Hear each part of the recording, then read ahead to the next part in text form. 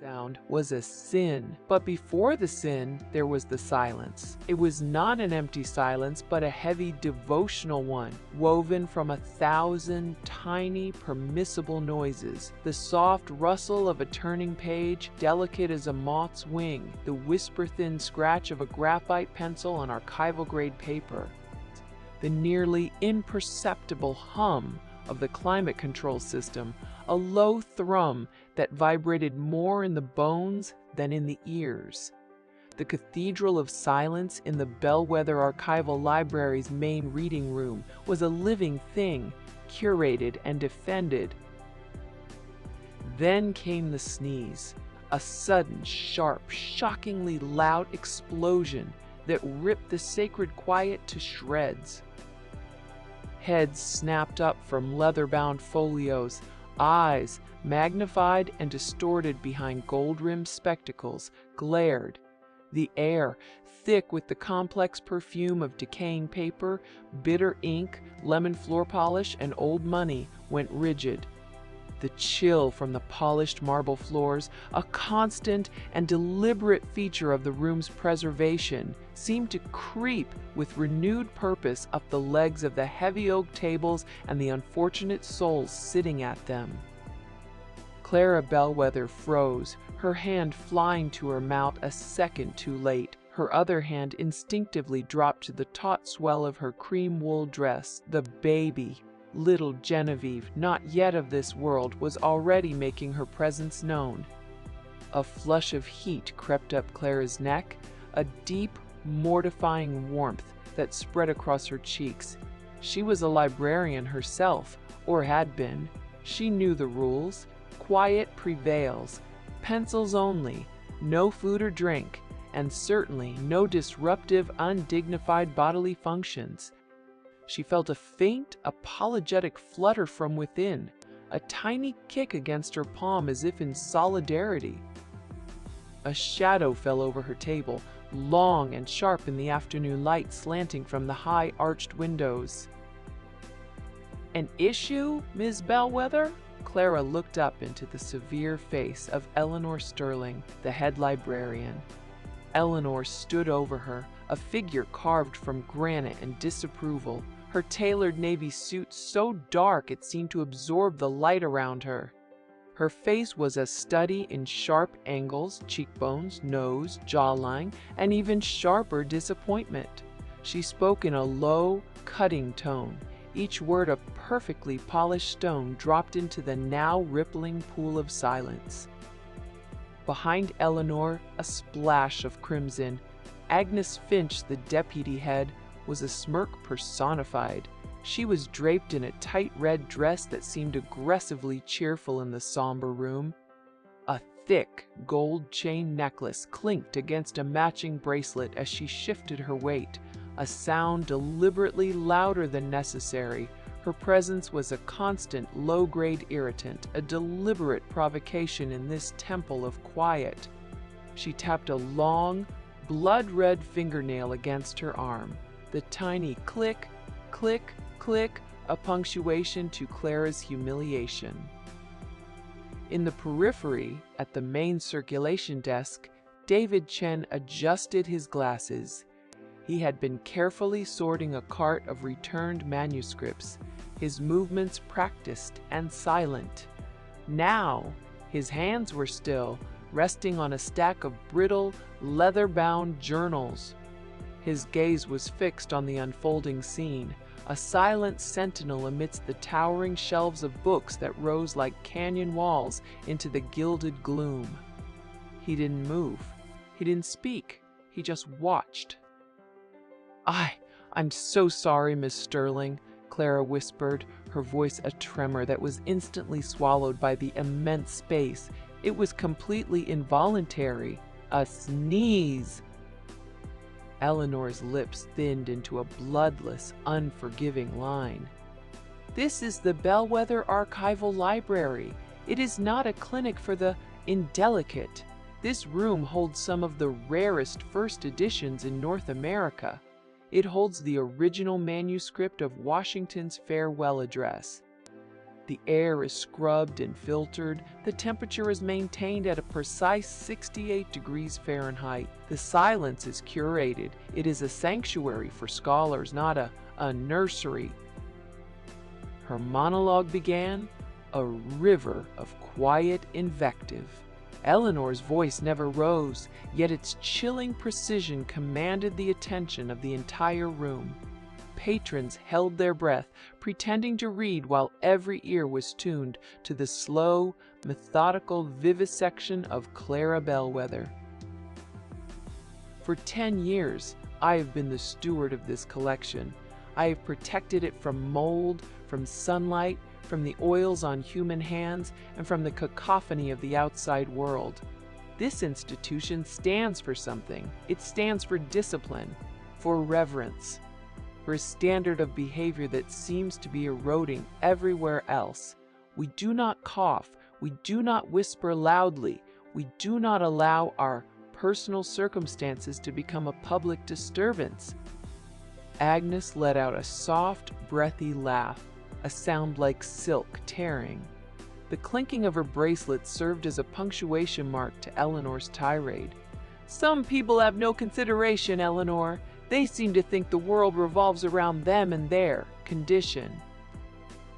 Clara felt the heat in her face intensify, a burning tide of shame. She could feel the stares of 24 strangers, their curiosity a physical weight. Her hand tightened over her belly, a protective shield for the daughter nestled within. She would not be cowed. She lifted her chin. It was a single sneeze, an accident. An apology was offered. Her own suffering was a long, winding sentence, a stark contrast to the staccato cruelty of their attack. Eleanor leaned closer, her scent, faintly of lavender and old paper, an invasion of Clara's space. Her voice dropped even further, a conspiratorial hiss that forced Clara to strain to hear. "And your apology is insufficient. This is not the first time, is it?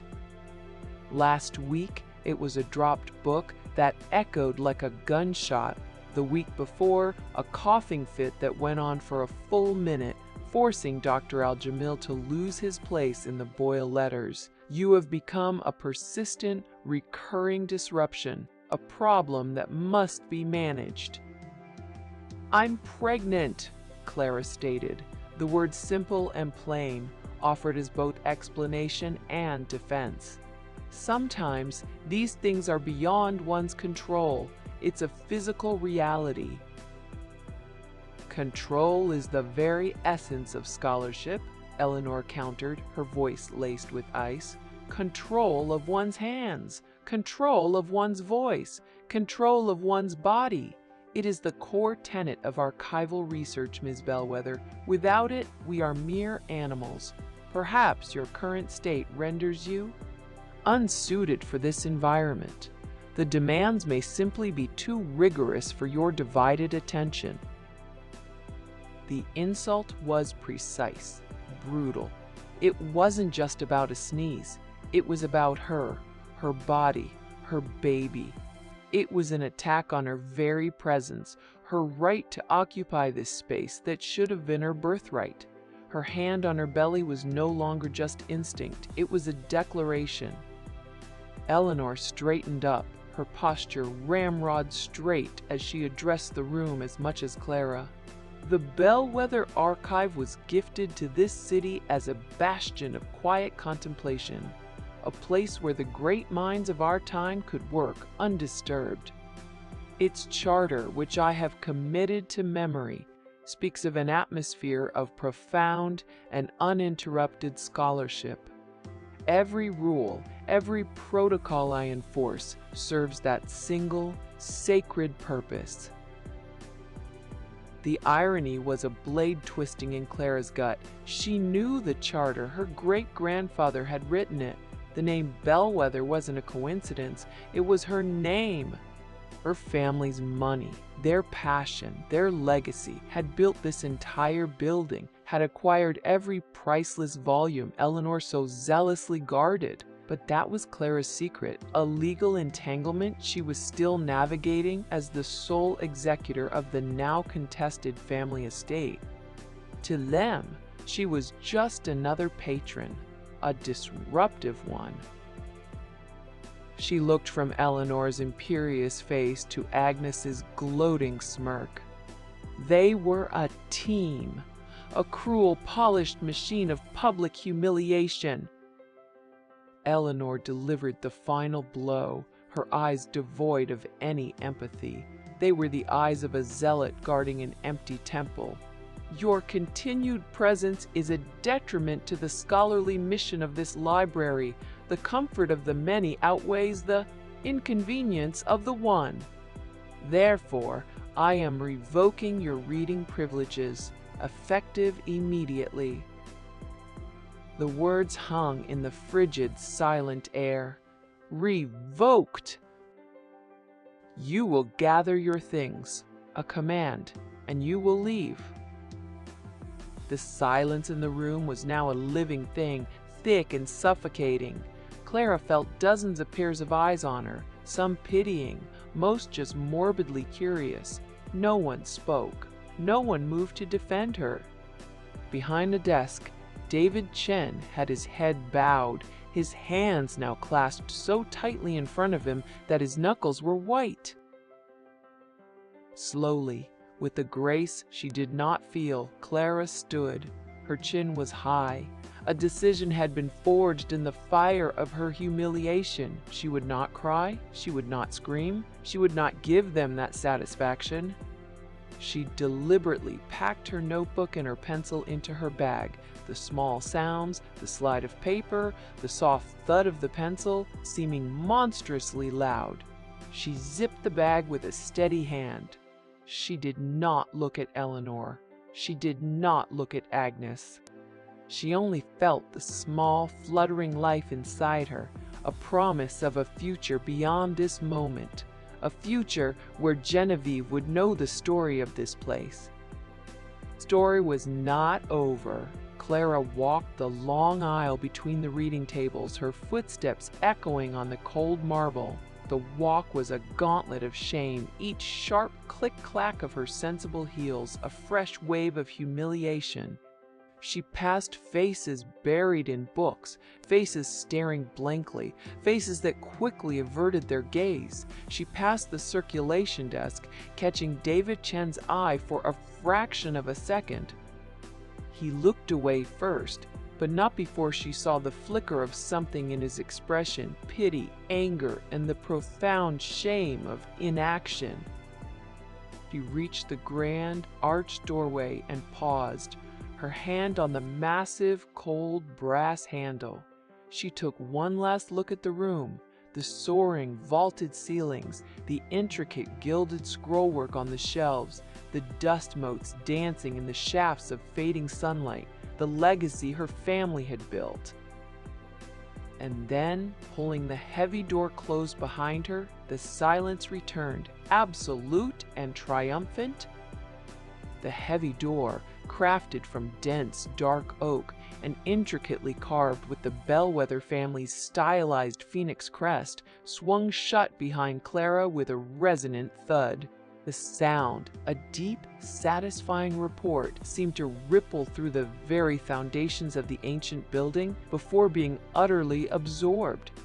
It swallowed her in a sudden, profound quiet, far deeper than the reading room's carefully cultivated hush, a hushed reverence for knowledge, yes, but still punctuated by the rustle of pages, the muted coughs, the scratch of pens.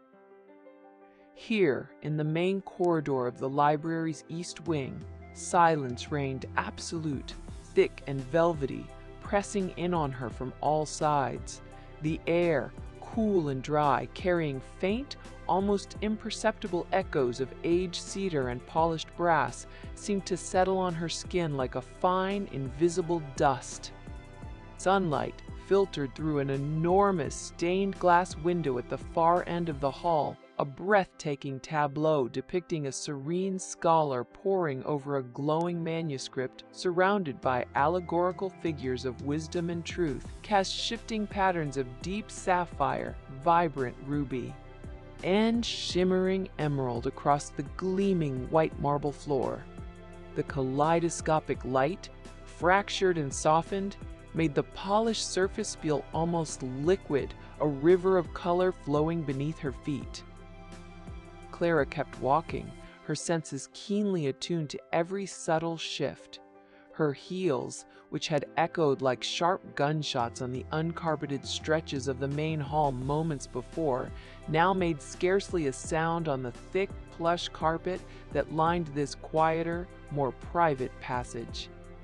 It was a deep forest green, almost black in the filtered light, so densely woven that her footsteps felt absorbed, cushioned, almost secret.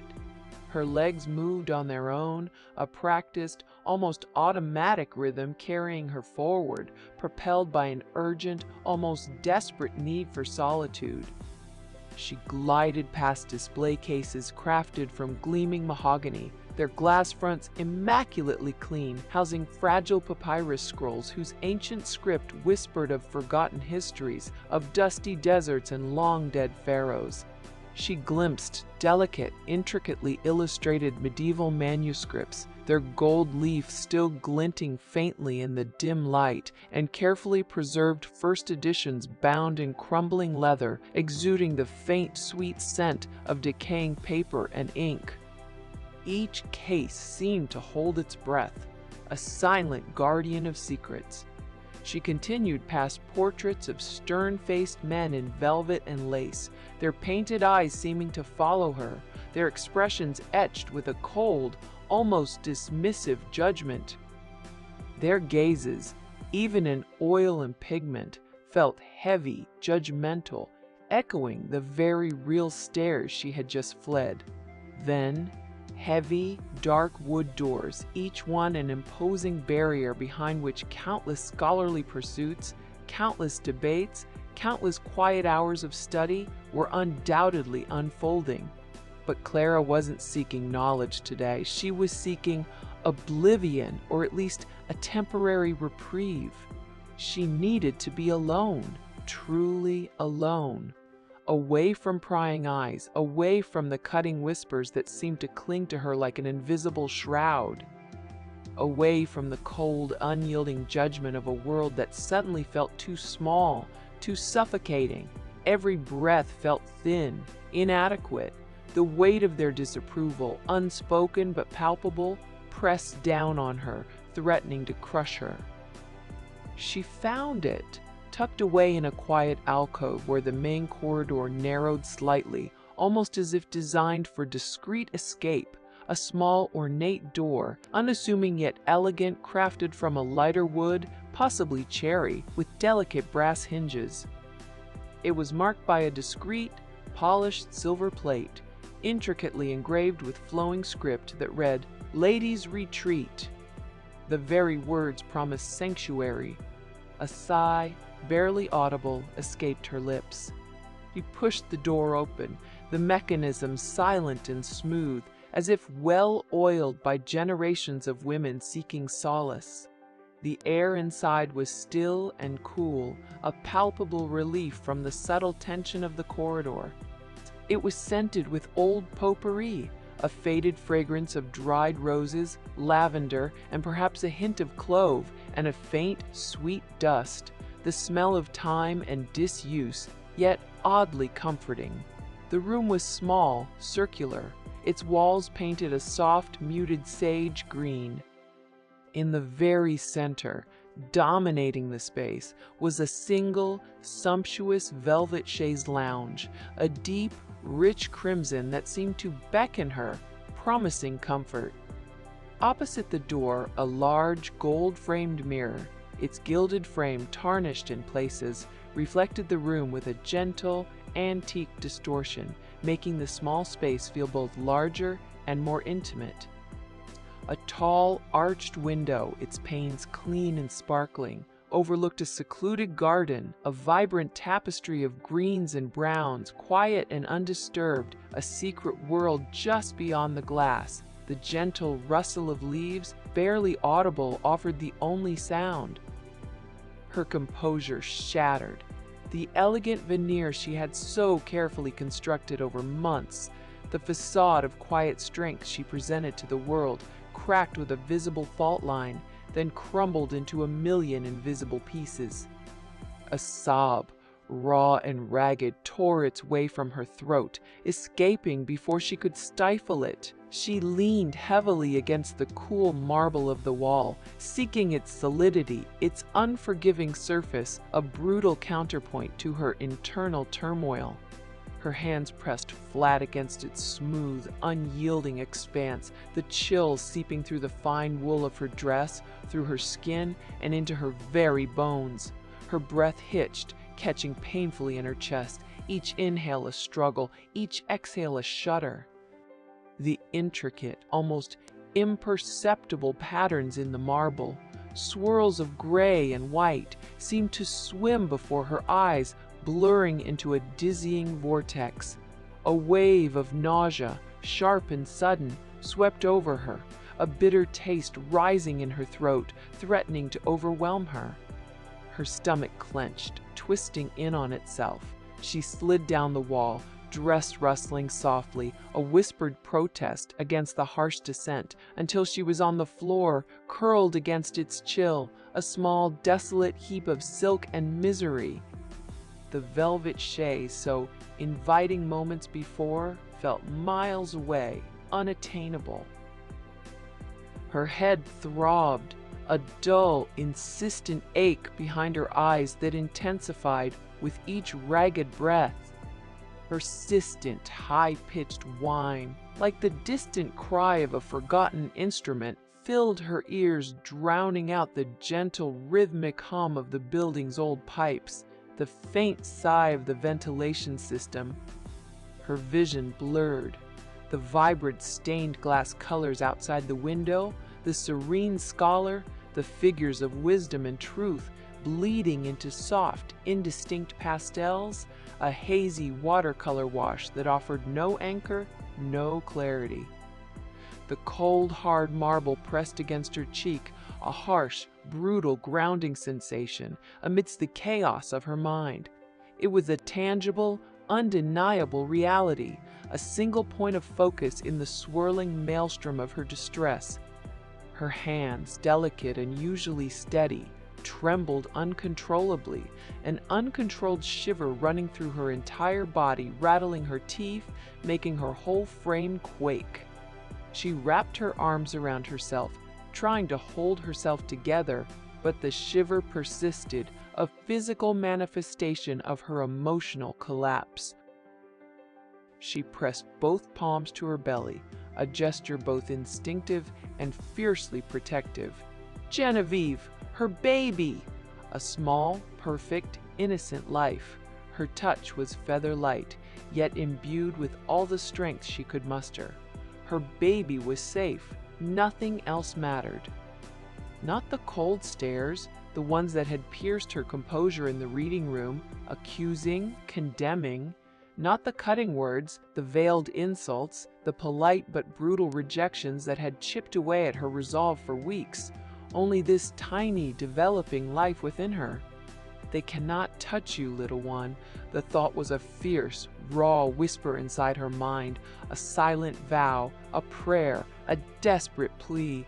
They cannot touch us. This place, this ancient, hallowed library, steeped in tradition and unspoken rules.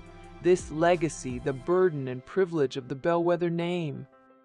It was all a tangled, suffocating mess, a web of expectations and judgments that threatened to consume her. But Genevieve was pure, unburdened, a fresh start, and for her, Clara would fight. She would endure. A soft, almost imperceptible click. The sound was so faint, so quiet, Clara almost missed it, lost as she was in the echoing void of her own profound distress. It was the whisper of a latch, the softest movement of a door hinge. She flinched, a violent jerk of her entire body, instinctively pulling herself tighter into a fetal curl, her eyes squeezed shut, bracing for another wave of judgment, another intrusive presence. Her breath caught in her throat. "Ms. Bellwether?" The voice was quiet, hesitant, yet firm enough to cut through the ringing in her ears. It was a baritone, surprisingly gentle, laced with a delicate thread of concern. Her eyes snapped open, blurring for a moment, unable to focus. A dark form stood over her, backlit by the softer, golden light spilling in from the corridor. The halo of light obscured his features, making him an anonymous, watchful presence. David Chen. He looked like a dark silhouette, his broad shoulders and tall frame casting a long shadow across the marble floor. His posture, however, was one of cautious concern, a respectful distance maintained. He held something small and white in his outstretched hand, a stark contrast against his dark suit sleeve. A fresh, starched handkerchief, folded precisely, its crisp whiteness seemed to glow in the dim room. He knelt, slowly, deliberately, giving her ample time to react, maintaining a respectful distance that spoke volumes. His movements were fluid, unhurried, devoid of any suddenness that might startle her further. He offered the handkerchief again, extending it just a little closer. Clara, her fingers still trembling, reached out, her own hand brushing against his as she took the soft square of linen. His touch was warm, surprisingly, gently reassuring. Not pity, she realized, her mind still hazy with emotion, but a simple, unadorned kindness. A human connection offered without expectation. She pressed the soft linen to her nose, inhaling the faint, clean scent of detergent, a sharp, almost painful reminder of normalcy. It was a small anchor in the storm. He didn't say anything else, respecting her silence, understanding the unspoken need for her to simply be. He just waited, his presence a quiet, steadfast anchor. After a moment, as if sensing her parched throat, he produced a small, unopened bottle of water from the inside pocket of his jacket. The condensation on its plastic surface gleamed faintly. With a soft hiss and click, he twisted the cap, breaking the seal, and then, carefully, handed it to her. The cool plastic felt wonderful against her clammy hand. She lifted it to her lips, gulping greedily. The cool liquid, a welcome shock to her parched throat, washing away the bitter taste of distress. A small measure of stability returned, a physical sensation grounding her, pulling her back from the brink. The quiet gurgle of the water as she drank was the only sound for a long moment. He rose then, as silently and gracefully as he had knelt, his movements economical, efficient, yet never rushed. He placed something on the chaise beside her, a plain, heavy card, embossed with a single, elegant letter, C's, in a florid, almost old-world script. It was thick, creamy cardstock, subtly textured. He made no grand gesture, no pronouncement, no attempt at explanation. He simply offered a small, almost imperceptible bow of his head, a gesture of quiet respect, his eyes meeting hers for just a fleeting second before he turned. Then he was gone, the quiet click of the door marking his departure, leaving behind only the lingering scent of his subtle cologne, perhaps a hint of sandalwood and spice, and the profound, echoing silence. The quiet returned, settling around her, no longer oppressive, but a vast, empty space that felt strangely comforting now. Clara looked at the card. No name, as she had expected, just the initial, bold and clear, and underneath a series of numbers, elegantly printed in a neat, unassuming font. It wasn't a phone number she instinctively knew. It was something else. A code? A reference? She tucked it into the pocket of her cream wool dress, the thick cardstock, a reassuring weight against her hip. Her trembling subsided, the last residual shivers fading from her limbs. The ringing in her ears softened to a low hum, then receded into the background, allowing the faint rustle of the garden outside to reclaim its gentle presence. Her vision cleared, the vibrant stained glass colors outside the arched window sharpening, the serene scholar once again distinct and whole. She stood slowly, carefully, pushing herself up from the cold marble floor, feeling the stiffness in her muscles, the lingering ache of her emotional ordeal. Her dress, though wrinkled, was otherwise undisturbed. She looked at her reflection in the large, gold-framed mirror, truly seeing herself for the first time since her breakdown. Her eyes were red-rimmed, swollen, but her chin was up, a defiant angle. No more public tears, not ever again. She would not beg. She would not offer them that satisfaction, that proof of her vulnerability. Genevieve deserved better. She deserved strength. The cold truth settled within her, not as a crushing weight, but as a hardening resolve. She had to navigate this labyrinth, not just for herself, but for the new life she carried. And David Chen, with his quiet kindness, had just given her something unexpected, something tangible, a clue perhaps, a lifeline. The game was not over.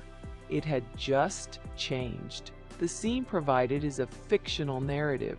The search results for Clara Bellwether and David Chen do not align with the characters as depicted in the scene, suggesting they are original creations for this story. The Clara Bellwether found in search results is an author, and the David Chen found is an actor, stunt performer, and voice actor who has worked on various projects including Marvel and DC titles and Taiwanese dramas. Therefore, no external factual information can be added to the scene to expand it, as doing so would introduce new external plot points or character traits, which goes against the user's explicit instructions. The expansion must come solely from elaborating on existing details within the provided text. The office was a cocoon of power. Where the library was cold, this room was warm, paneled in dark mahogany that glowed like embers. The air tasted of expensive scotch and the sharp floral bite of Agnes's perfume. A fire crackled in a stone hearth, its heat a living presence. Instead of silence, there was the mellow sound of a lone jazz saxophone from a hidden speaker and the clink of ice in heavy crystal glasses. Eleanor Sterling sat behind her vast, polished desk, not as a librarian, but as a monarch on a throne. She had shed the dark, severe suit jacket. Her white silk blouse was immaculate. She laughed, a sound Clara had never heard, low and rich with triumph. Across from her, a splash of aggressive crimson, Agnes Finch was draped over a black leather armchair. The loud gold of her bracelets caught the firelight as she swirled the amber liquid in her glass. "Did you see her face?" "Which time?" Eleanor's smile was a predatory slash. "When I mentioned the Boyle letters, or when I revoked her privileges?" "When you revoked." Agnes let out a delighted shriek. The shock! The utter, pathetic disbelief. As if she had a right to be there. She took a long, theatrical swallow of her drink. She thought her little belly would protect her. A shield of pity. Eleanor leaned back, the leather creaking in satisfaction. She savored the memory, the perfectly executed attack, the silent, complicit audience, the slow, humiliating retreat. Victory tasted like 20-year-old single malt. Pity is a weapon for the weak. She tried to use it. It backfired. An emotion changed. Agnes's smile tightened. The celebration was over. Now, business. "So, she's out? Is that enough?" Eleanor placed her glass down. the sound a crisp, definitive click on the wood. Her eyes narrowed. Getting her out of the reading room was not the goal. It was the opportunity. She rose and walked to the window, which overlooked the twinkling lights of the city, a tapestry of power and wealth. The Charter's ethics clause is beautifully vague. It requires the bellwether executor to be of sound mind and reputable character. A public disturbance witnessed by 24 scholars documented in a formal incident report. It's a beginning! A beginning! Agnes's voice was sharp. Her jewelry clinked, an impatient sound. I have the junior assistant, David Chen, writing the report now. He will record what he saw. Eleanor's lip curled. He will do it accurately. He is that sort of boy. And I will add my own official annotations. A pattern of behavior, emotional instability, unsuitability for her fiduciary duties. She turned from the window, her silhouette stark against the city lights. Last week's dropped book, the coughing fit, with the proper framing, they are not accidents. They are evidence of a fraying mind, unequal to the stress of managing a 9-figure charitable trust. The Bellwether Foundation. Agnes spoke the words with a hungry reverence. You'll petition the board to have her removed as executor? We'll petition the court, Eleanor corrected, her voice dropping to a conspiratorial hush. The board is sentimental. The law is not.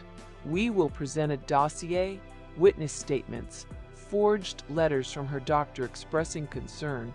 We will argue that her condition has made her erratic, a danger to the Bellwether legacy. She paused, her gaze drifting to a small, silver-framed photograph on her desk, a younger Eleanor standing proudly before the library's main entrance. I have given my life to this place, she said, her voice momentarily losing its iron edge. I sacrificed marriage for it. I sacrificed children for it. I have curated every book, every manuscript, every last particle of dust in that air. It is more my child than Genevieve will ever be hers. The moment passed. The steel returned to her eyes. And I will not let some sentimental, sneezing girl destroy my life's work. Agnes stood, the red dress a defiant flame in the dim light. She walked over to Eleanor, placing her glass beside the head librarian's. We will argue, Eleanor, our dossier. When this is done, and you control the foundation, I want more than deputy head. The title is meaningless. Eleanor raised an eyebrow. What is it you want, Agnes? A permanent endowed chair, deputy director of the Bellwether Foundation, with an equity stake in the endowment's growth. Her demand hung in the air, audacious and sharp, proof of commitment. I'm taking a risk here, too. Eleanor was silent for a long moment, studying the younger woman's face, the ambition, the ruthlessness. She saw a reflection of herself, a useful, dangerous tool. She smiled. You are good, Agnes. You are. She picked up her glass and walked back toward the fire. You will have your reward. Then she turned, a flicker of contempt for the woman they'd just destroyed crossing her face. After all, Eleanor mused, staring into the flames, she's not even a person anymore. She's just a walking incubator. Agnes's answering smile was triumphant. She placed a hand on her own flat stomach, mimicking Clara's protective gesture, but turning it into a gesture of power. And some of us know how to handle our responsibilities without making a public spectacle of ourselves. Eleanor turned, intrigued. What does that mean? Agnes let the pause hang, milking the moment.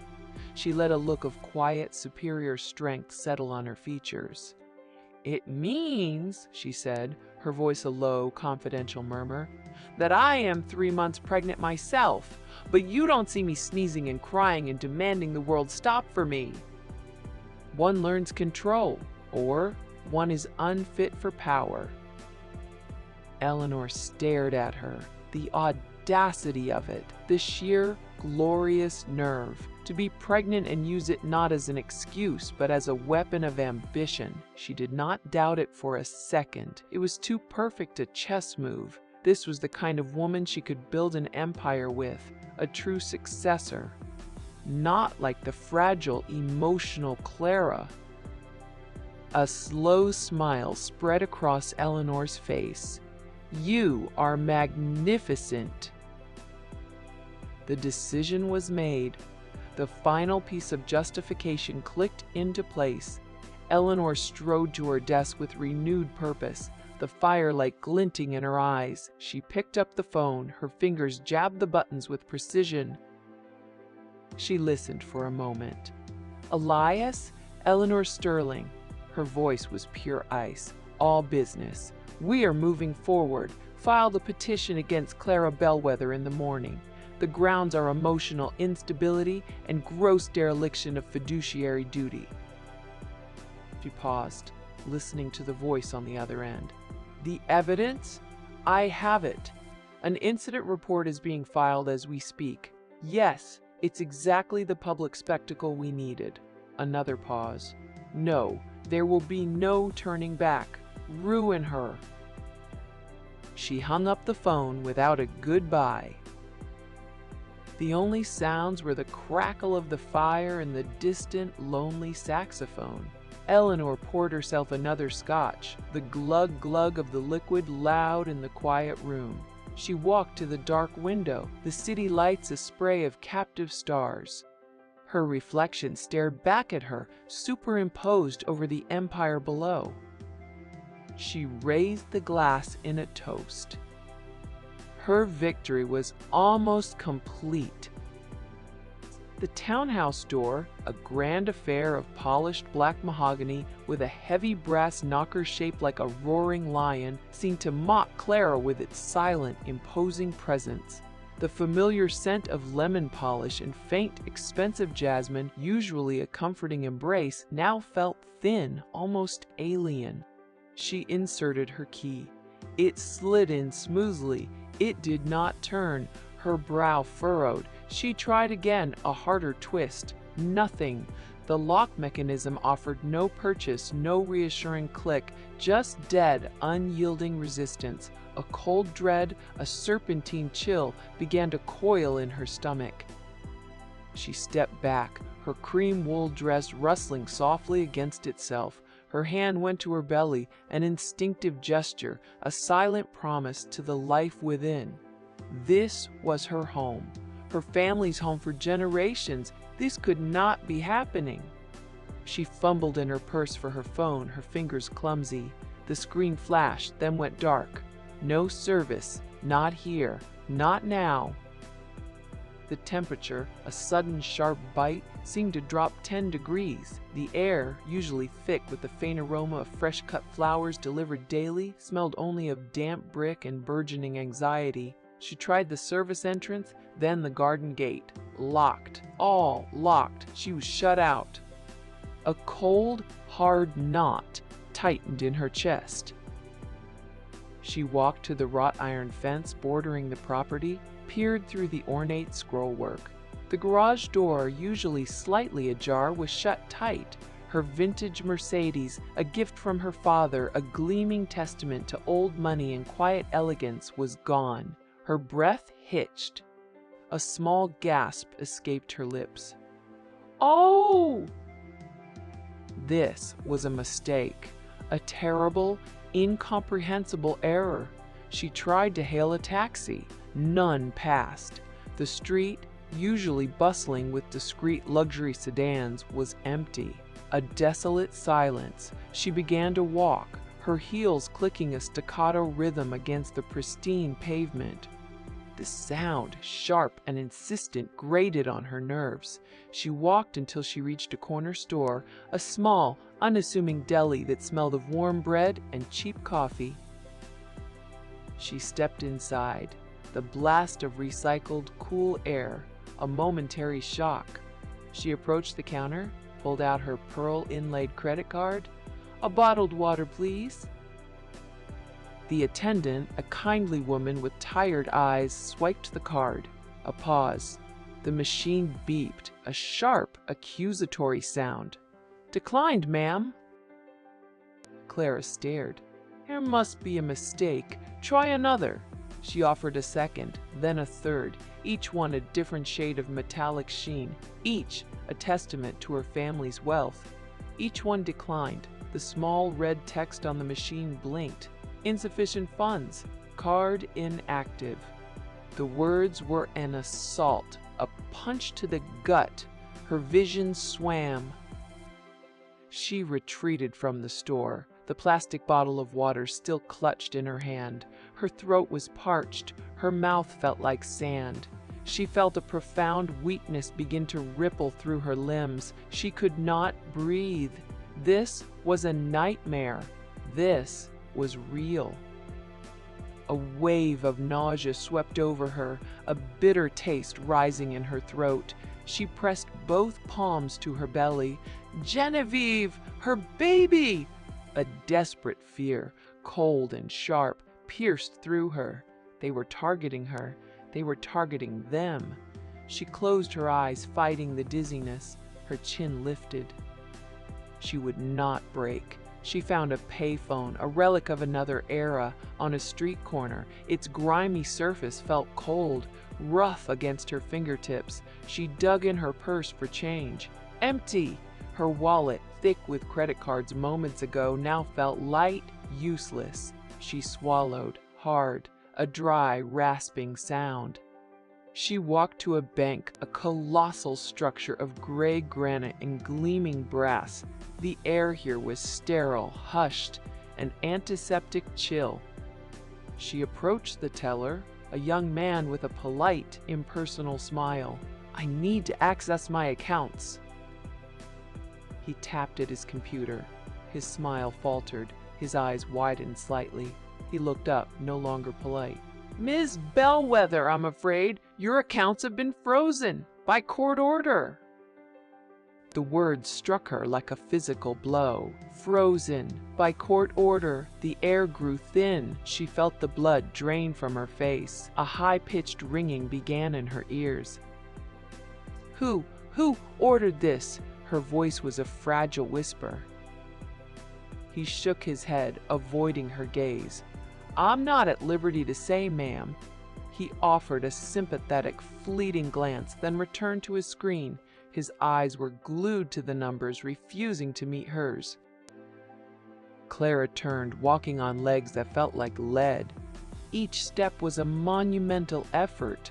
The polished marble floor, so grand moments before, seemed to stretch into an infinite, unforgiving expanse. The hushed whispers of the other patrons echoed, magnifying her humiliation. She needed her lawyer. Her family's lawyer, Mr. Davies. He would fix this. He had to fix this. She walked to his office building, a sleek tower of smoked glass and steel. The lobby was hushed, smelling of cool air and expensive minimalism. The elevator ascent was agonizingly slow, the silent hum of the machinery, a cruel counterpoint to the frantic beating of her heart. The door hissed open on the 25th floor.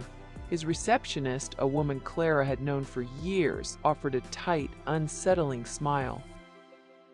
"Ms. Bellwether, Mr. Davies is in a meeting." "I need to see him. It's urgent." Her voice was tight. "He said he couldn't be disturbed." The smile remained, fixed and unsettling. Her eyes, however, held a flicker of something Clara could not quite decipher. Pity or judgment? The air grew heavy, thick with unspoken meaning. Clara waited. An hour. 2. Her legs ached. Her head throbbed. The soft chairs offered no comfort. Finally, the receptionist, her voice now cool, remote, approached. "Mr. Davies asked me to give you this." She handed Clara a thick cream envelope, sealed with a familiar, elegant family crest. The scent of parchment and old money was strong. Clara's fingers trembled as she tore it open. Inside, a single folded sheet, the firm's letterhead, formal and severe. Her eyes scanned the words: termination of representation, irreconcilable differences, conflict of interest. The legal jargon blurred. She dropped the letter. It fluttered to the pristine carpet. Mr. Davies, her family's lawyer. He had dropped her.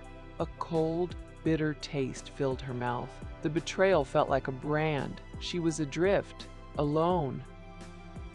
Meanwhile, on the 40th floor of the Bellwether Archival Library's corporate annex, Eleanor Sterling presided. The conference room was a marvel of minimalist design: polished black granite table, chairs of ergonomic chrome and gray leather. 3 walls were floor-to-ceiling glass, offering a panoramic view of the city, a glittering mosaic of ambition and power. The 4th wall held a massive, backlit screen displaying complex legal documents. The room hummed with the quiet efficiency of state-of-the-art technology. The air, though recycled, carried a faint, crisp scent of new electronics and expensive, freshly brewed coffee. Eleanor, elegant in a tailored navy suit, sat at the head of the table. 2 distinguished-looking men in dark suits, their faces grave, sat opposite her. Her primary counsel, Mr. Thorne, a man whose reputation preceded him like a storm front, spoke in measured, resonant tones. His voice was a low rumble. The restraining order for access to the Bellwether estate properties is in effect. We've secured an emergency injunction to freeze all financial assets pending a full review of her capacity to manage the trust. Eleanor nodded, a slight, almost imperceptible dip of her chin. And the vehicles? Impounded. The Bellwether Foundation holds the titles. Mr. Thorne consulted a tablet. All credit lines have been canceled. The process was streamlined. Given the nature of the Foundation's assets and her perceived instability, the courts acted swiftly. Eleanor's lips curved, a slow, satisfied assent. Perceived instability! Excellent! She folded her hands on the table, her gaze sweeping over the cityscape, then back to the men. The narrative is paramount. Her public outburst in the reading room, her documented emotional distress, her inability to handle the pressures of her position. She paused, her eyes glinting. She cannot even manage her own personal finances, let alone a multi-million-dollar endowment. We have established a pattern of fragile, erratic mind unfit for the stewardship of the Bellwether legacy. Another lawyer, Ms. Hayes, spoke, her voice precise, clipped. The divorce petition is ready, Eleanor. Grounds of irreconcilable differences, citing her recent public behavior and erratic conduct as evidence of a deteriorating mental state detrimental to the marriage. We've advised her husband to proceed. He was amenable. Eleanor's smile widened. Amicable. Good. Less mess. She took a sip of water from a crystal glass. The ice clinked gently. She surveyed the room, the lawyers, the city, a queen viewing her domain. The aim is not merely to remove her, it is to render her utterly powerless. To remove every anchor she has, every last vestige of her perceived control. Her voice was low, silken, yet it carried an undeniable force. When she has nothing left, only then will she understand the true cost of challenging me. Her gaze hardened. Prestige above all else. Clara stood on the sidewalk, the letter of termination still clutched in her hand. The city, once a symbol of her belonging, now felt vast, indifferent. A sudden, jarring ring. Her phone. It had somehow found a signal. Her heart leaped. It was her husband, Robert. He would know. He would help. She answered, her voice a desperate plea. Robert, Oh, thank God. Something terrible is happening. They've locked me out of the house. My cards are canceled. My lawyer just dropped me. A pause. A cold, dead silence stretched between them. Then, his voice flat, devoid of warmth. Clara! Robert, what is going on? Please tell me. I don't understand any of this. I'm filing for divorce. The words were a hammer blow. Her breath caught in her throat. The world tilted. Divorce. A dull roar filled her ears, drowning out the sounds of the city. What? Her voice was a strangled gasp. Robert, no! Why? You've changed, Clara. You're unstable. Your recent behavior, it's affecting my reputation. His voice was laced with a chilling self-preservation. It's for the best, for both of us, especially for the baby. The baby. Genevieve, he used her name to hurt her. A fresh wave of icy dread washed over her. But, Robert, we talked about this. Our baby. Tears welled in her eyes, her vision blurred. She pressed her hand to her belly, a raw, primal, protective instinct taking over. She began to sway. I've already been advised by my lawyers. His voice was firm now, resolute. You'll be served shortly. The line went dead. She stood there frozen, the phone still pressed to her ear, the dial tone a mournful hum. The world spun.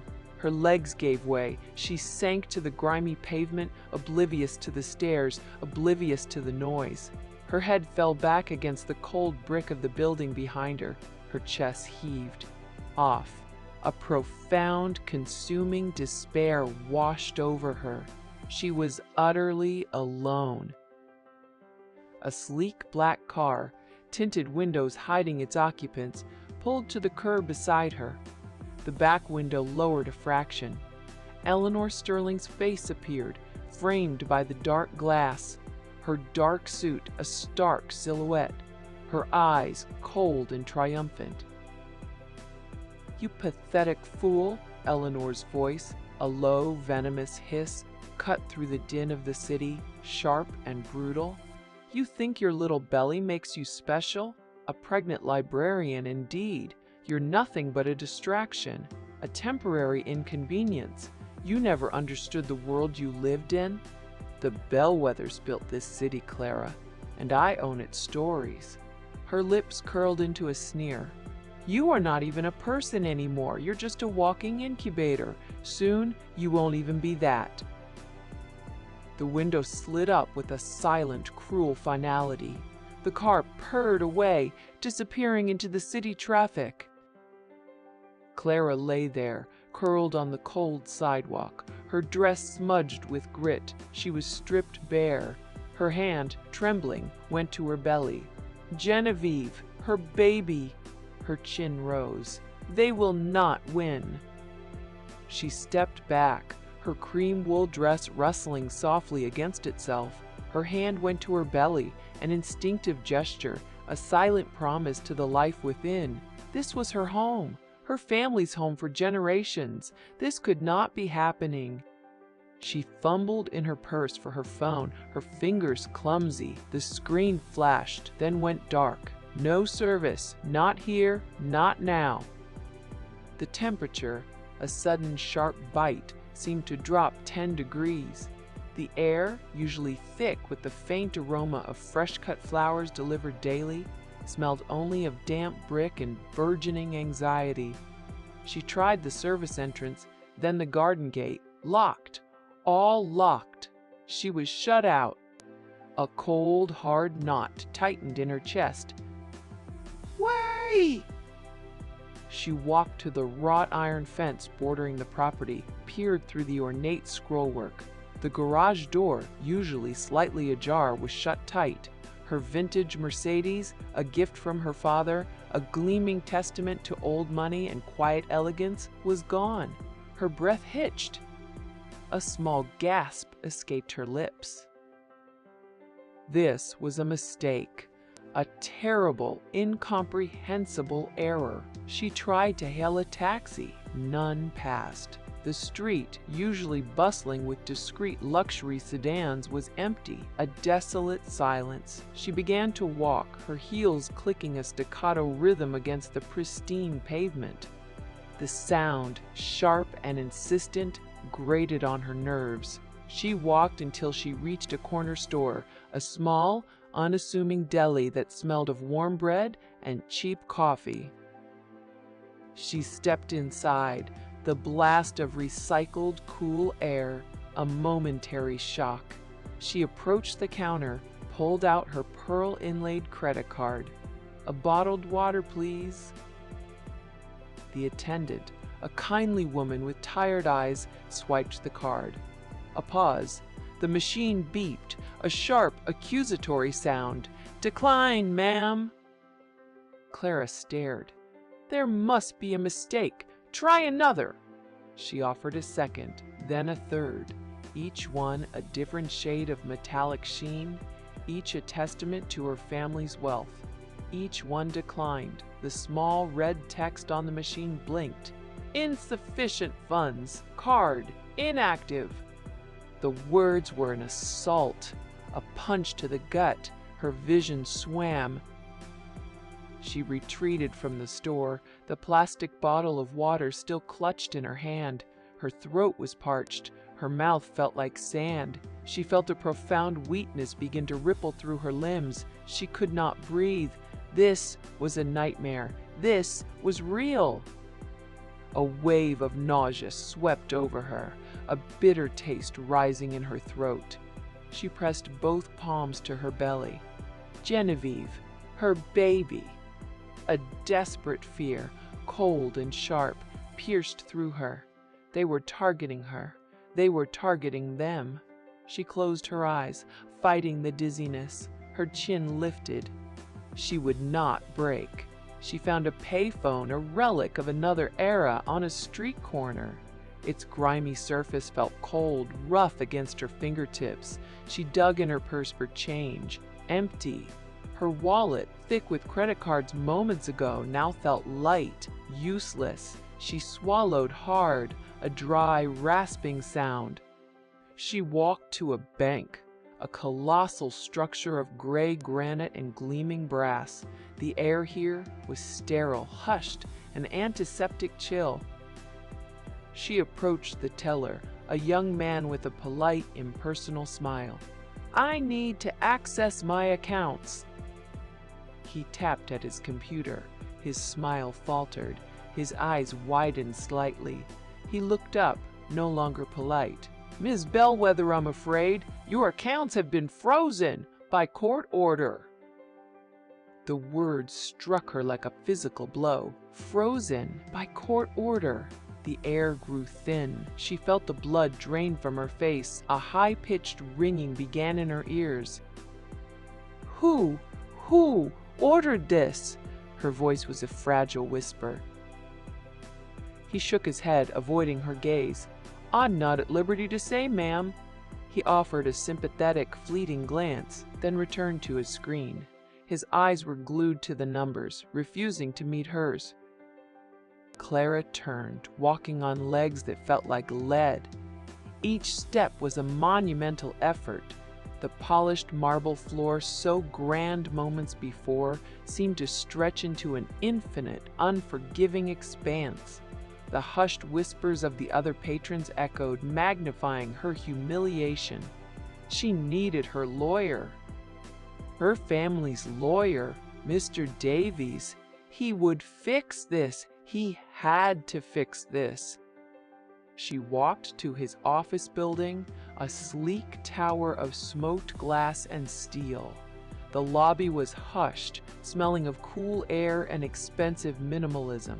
The elevator ascent was agonizingly slow, the silent hum of the machinery a cruel counterpoint to the frantic beating of her heart.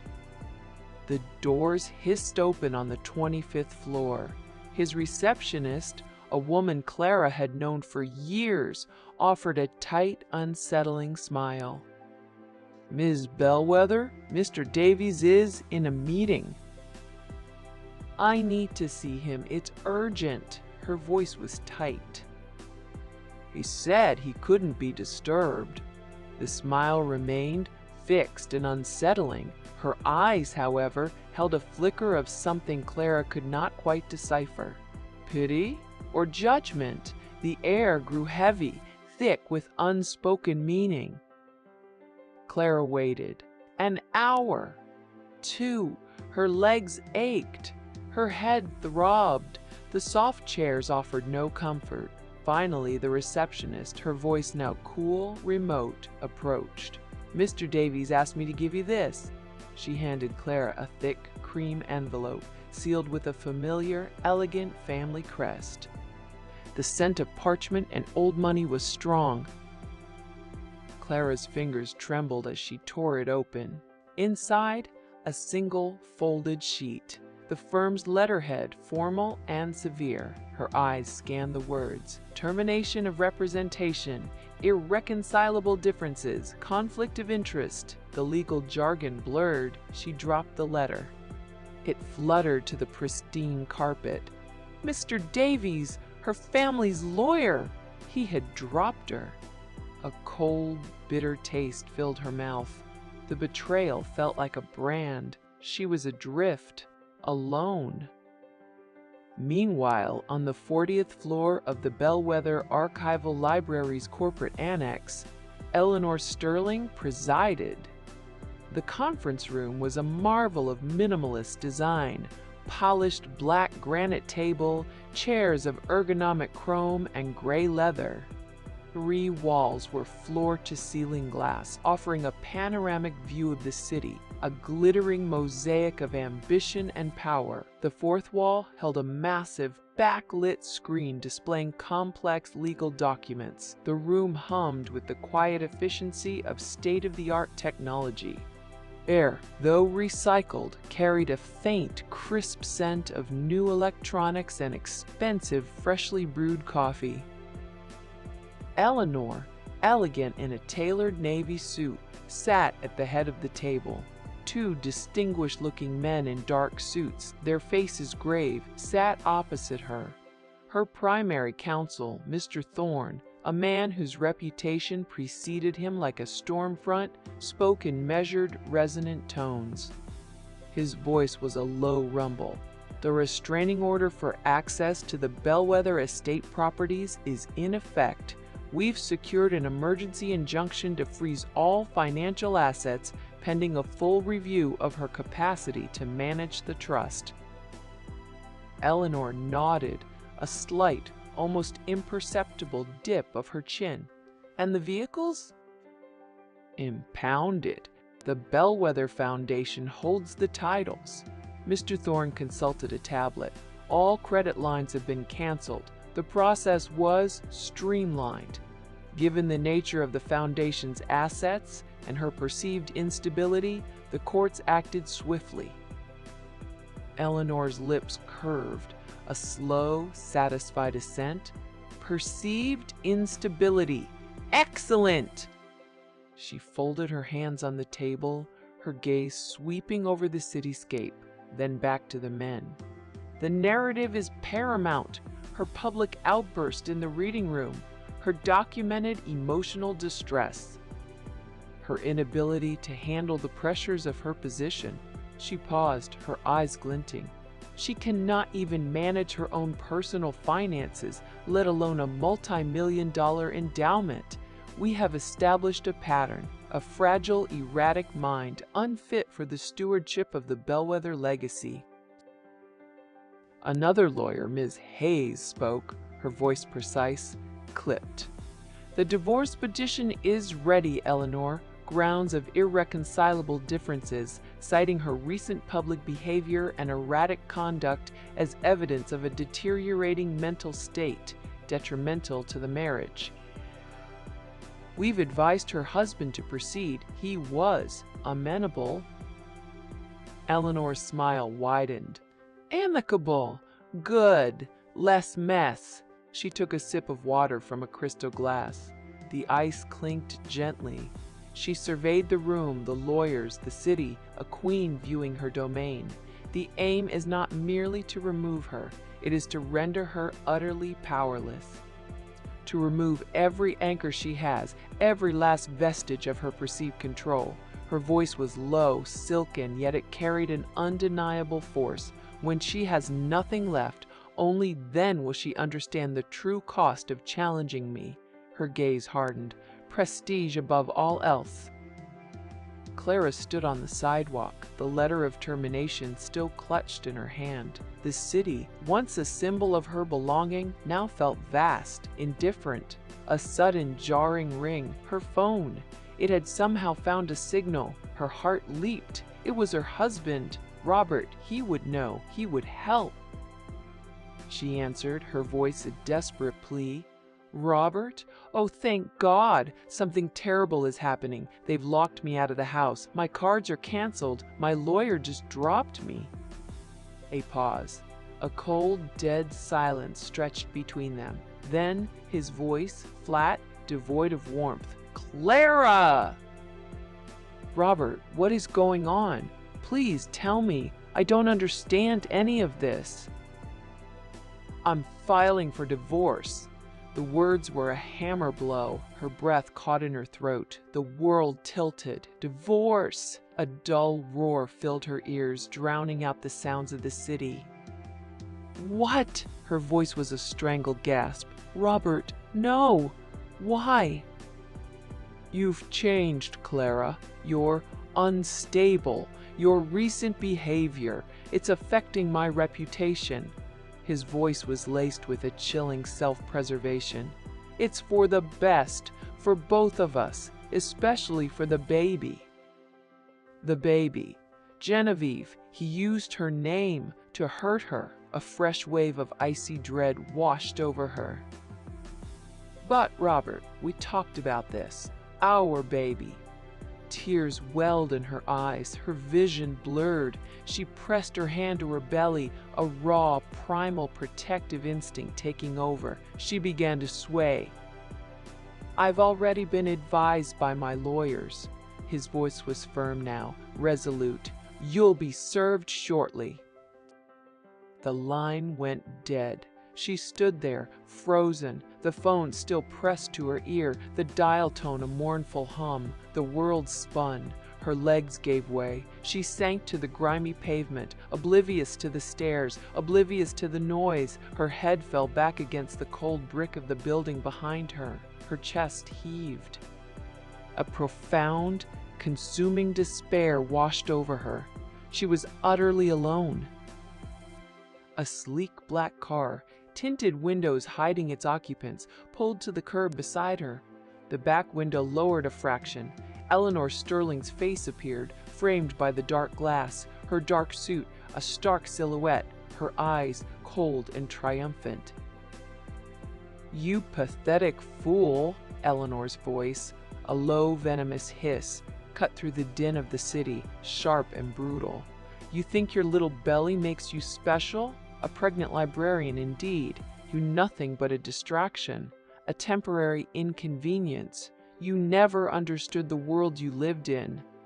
The bellwethers built this city, Clara, and I own its stories.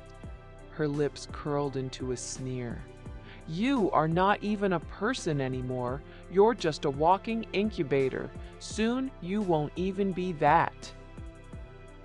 The window slid up with a silent, cruel finality. The car purred away, disappearing into the city traffic. Clara lay there, curled on the cold sidewalk, her dress smudged with grit. She was stripped bare. Her hand, trembling, went to her belly.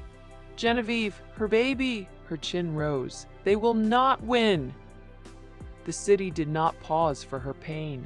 A cramp, sharp and vicious, seized her lower back, a brutal counterpoint to the steely resolve in her mind. It was not a feeling she knew. It was a hot, twisting knot that stole her breath. Another came, a wave of fire that radiated from her spine to her belly. Clara gasped, her hand flying to the swell of her dress, no longer a gesture of promise but of sheer, animal panic.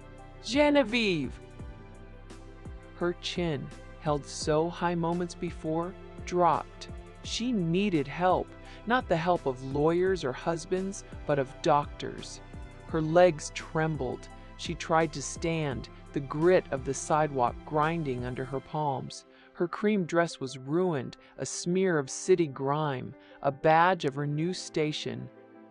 The world swam, a kaleidoscope of headlights and indifferent faces. She saw a taxi slowing, its light on. Hope, a small, fragile bird, fluttered in her chest. She raised a shaking hand. The taxi sped past her. Another followed, and another. They saw a disheveled woman on the pavement, not a bellwether. She was invisible. The pain came again, harder this time. A low moan escaped her lips. She could not stay here. She would die here. A garbage truck rumbled by, its brakes hissing, the smell of rotting food and diesel exhaust thick in the air. This was her reality now. This grit, this stench, this agony. She began to crawl, a slow, desperate journey toward a street lamp, its pale light a pathetic sanctuary. Her knees scraped against the concrete. Each inch was a victory against the contracting vice of her own body. "Hey, lady, you okay?" A voice, rough but laced with concern. A man in a food delivery uniform, his bicycle leaning against a mailbox. He smelled of garlic and rain. He knelt, his eyes wide.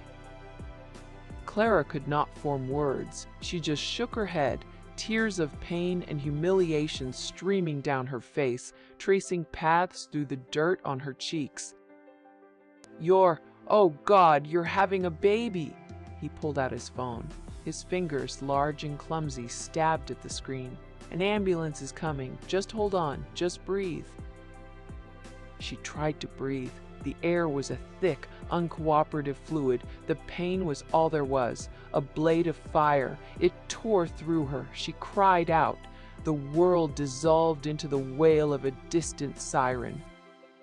The hospital was a symphony of controlled chaos. The air was cold, smelling of antiseptic and something faintly metallic, like old blood. Fluorescent lights hummed, casting a sterile, unforgiving glare on everything. The sheets on the gurney were thin and stiff, the texture of cheap paper against her skin. People in scrubs moved with hurried purpose, their voices a low, urgent murmur. Beeps and chimes from unseen machines provided a constant, unnerving rhythm. A nurse with kind, tired eyes placed a monitor against her belly. The rhythmic thump of Genevieve's heart filled the small curtained cubicle. A fast, frantic beat, a panicked drum. "Your blood pressure is through the roof, honey, and you're contracting. You're only 32 weeks. The nurse's brow furrowed. "We need to slow this down. Have you been under stress?" Clara let out a sound that was half laugh, half sob. The nurse patted her hand. "We need to get in touch with your husband, your family." "My husband," Clara whispered, the word tasting like ash. "Robert." For a moment, a flicker of the woman she used to be surfaced, the wife who believed in her husband. It died just as quickly. Still, he was the father. He had to know. He had to care. "My phone, in my purse." The nurse found the small, elegant clutch, now smudged and pathetic. She handed Clara the phone. Miraculously, it had a charge. Clara's fingers, swollen and trembling, found his name. She pressed the call button. It rang once, twice. What? His voice was not his own. It was a stranger's voice, cold and flat. "Robert, I'm at the hospital." Her voice cracked. "Lenox Hill, public. The baby, she's coming early. The doctors are worried." This suffering would move him. It had to. The life of his child was at stake. A long, dead silence on the other end of the line. She could hear the faint sound of music, the same smooth jazz Eleanor favored. She could picture him, a drink in his hand, looking out over the city. "My lawyers have advised me against any contact, Clara." His voice was measured, rehearsed. "They said you might try something like this, a desperate act to garner sympathy." The words were stones. They hit her one by one. She could not breathe. Sympathy? "Robert, our daughter is in danger. My blood pressure," they said. "I have been informed of the legal strategy," he cut her off, the words precise and cruel. "Your instabilities is the cornerstone of the petition. A fabricated medical emergency fits the narrative perfectly. Do not call this number again." The line went dead. She stared at the black screen of the phone. The world narrowed to the rhythmic, panicked thump of the fetal heart monitor. Her husband believed she would fake preterm labor. He believed she would risk their daughter's life for a legal strategy. Eleanor's poison had not just touched him, it had remade him. A memory surfaced unbidden. Eleanor, in that cold conference room, her voice like silk sliding over a blade. Prestige above all else. It wasn't just a motto, it was a religion, a creed for which any sacrifice was justified, especially the sacrifice of others. They were not just taking her money or her home, they were erasing her humanity, recasting her as a monster. A fresh wave of pain, sharper and more profound than before, ripped through her. It was a pain born of betrayal. Her body convulsed. The fetal monitor screamed, a high, piercing alarm. The nurse rushed back in, her face a mask of concern. "That's it. We're moving you to labor and delivery, now." Through the blur of movement, of wheels squeaking on linoleum and urgent, clipped voices, Clara's mind was terrifyingly clear. She was alone in this. The fight for her daughter's life was hers, and hers alone. Her chin lifted. Her hand found her belly, a silent vow. The delivery room was colder, brighter, a battlefield of gleaming steel and pale blue tile. The air tasted of pure oxygen from the mask they placed over her face. Her world was a blur of masked faces, the steady beep of the machines, and the relentless, crushing waves of contractions. They gave her magnesium, a fire that burned through her veins, a desperate attempt to quell the storm in her womb. She was losing. The contractions would not stop. Genevieve's heart rate kept plummeting with each one. A doctor, her face grim above her mask, leaned in close. Her voice was low and serious. "Clara, the baby is in distress. Your body is not responding. We have to perform an emergency C-section." Fear, cold and absolute, washed over her, but there was no choice. She nodded, a single jerky motion. As they prepped her, a commotion at the door of the ward. A nurse's sharp, protesting voice. "Ma'am, you can't be in here. This is a restricted area." And then another voice, a voice that dripped with condescending sweetness, a sound as abrasive as the loud jangle of gold bracelets that accompanied it. "I'm family, I insist." The curtain was pulled back. Agnes Finch stood there. She was a slash of crimson in the sterile blue and white world. A silk dress, the color of fresh blood, clung to her frame.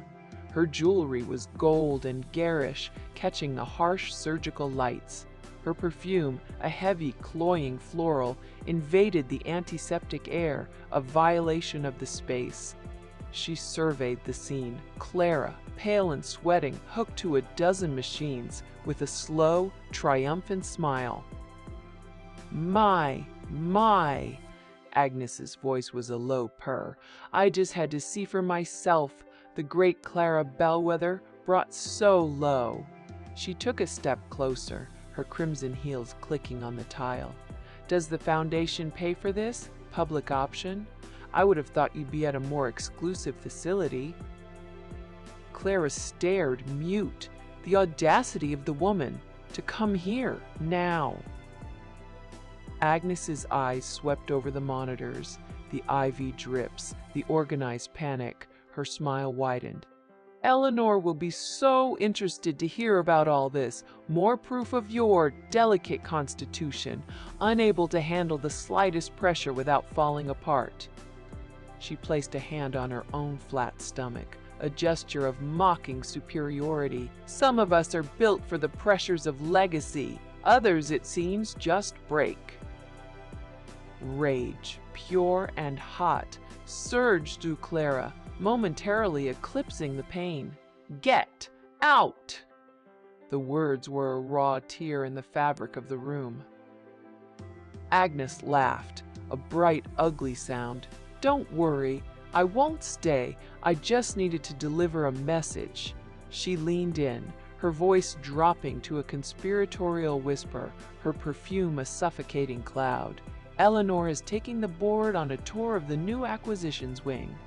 She's being celebrated for her leadership in a time of crisis. She paused, letting the words land. Your crisis.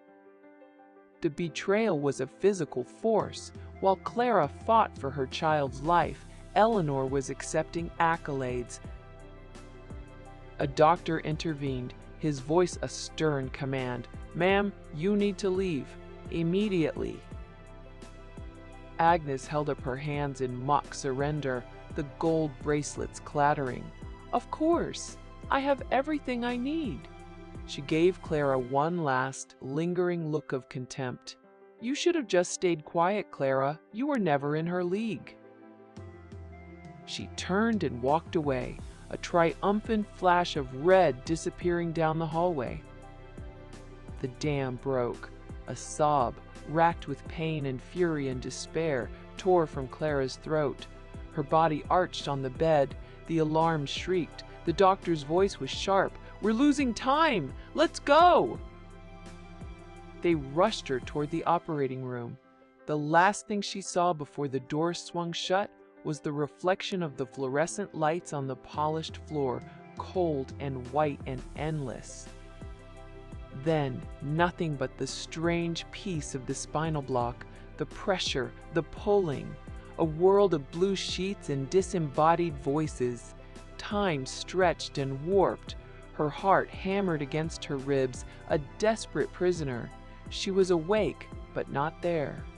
She floated in a sea of terror and hope, her entire being focused on a single silent prayer. Let her live. Let my baby live.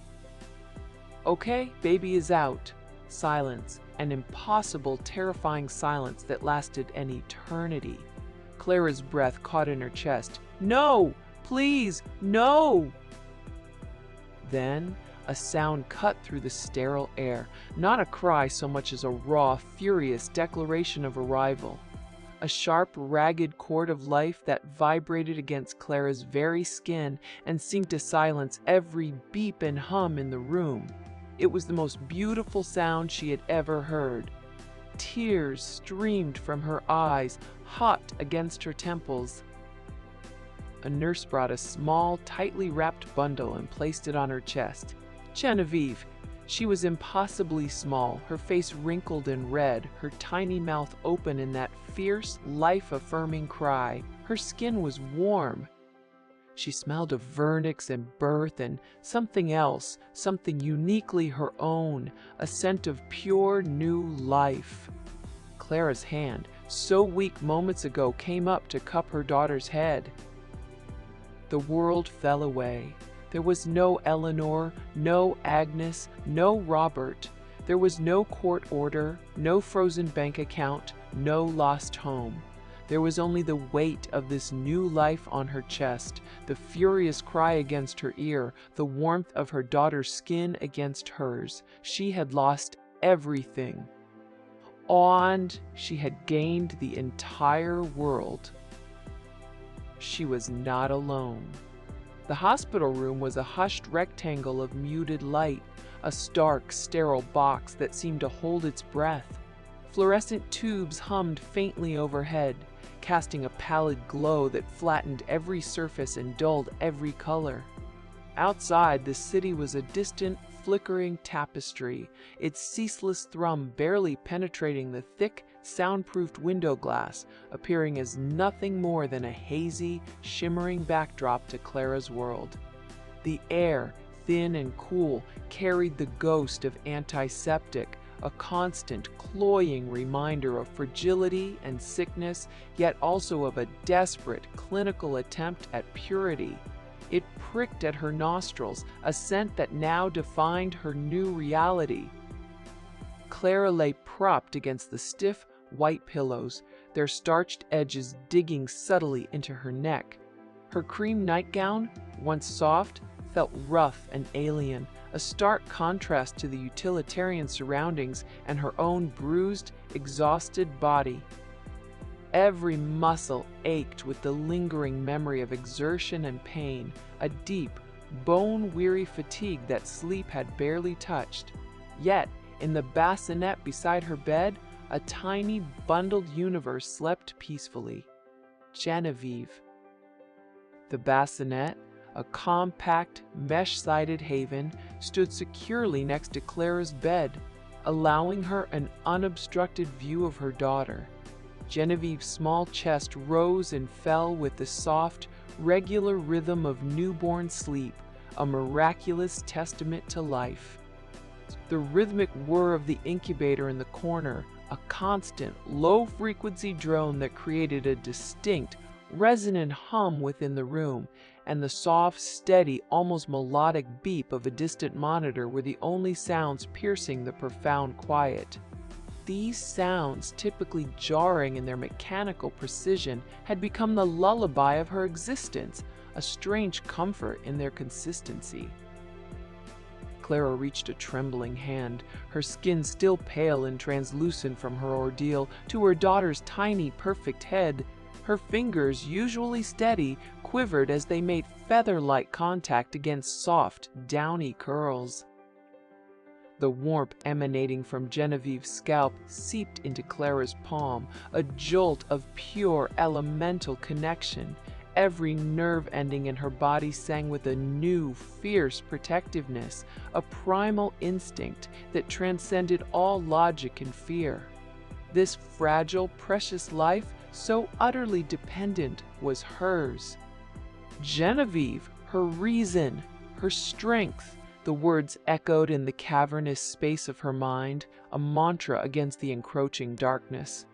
Her eyes, still bloodshot and heavy-lidded from the ordeal of birth and the preceding weeks of emotional turmoil, held a resolve that had hardened in the crucible of loss and birth, gleaming with a fierce, unwavering light.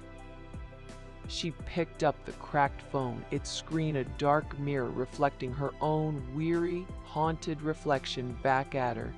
The spiderweb of hairline fractures across the display, a testament to an earlier frustrated moment of despair, made it difficult to see clearly, yet she knew the layout by heart. The cold glass felt heavy in her hand, a physical manifestation of the impossible weight pressing down on her. Her thumb hovered over a contact, a name she had avoided for days, for weeks, for a lifetime.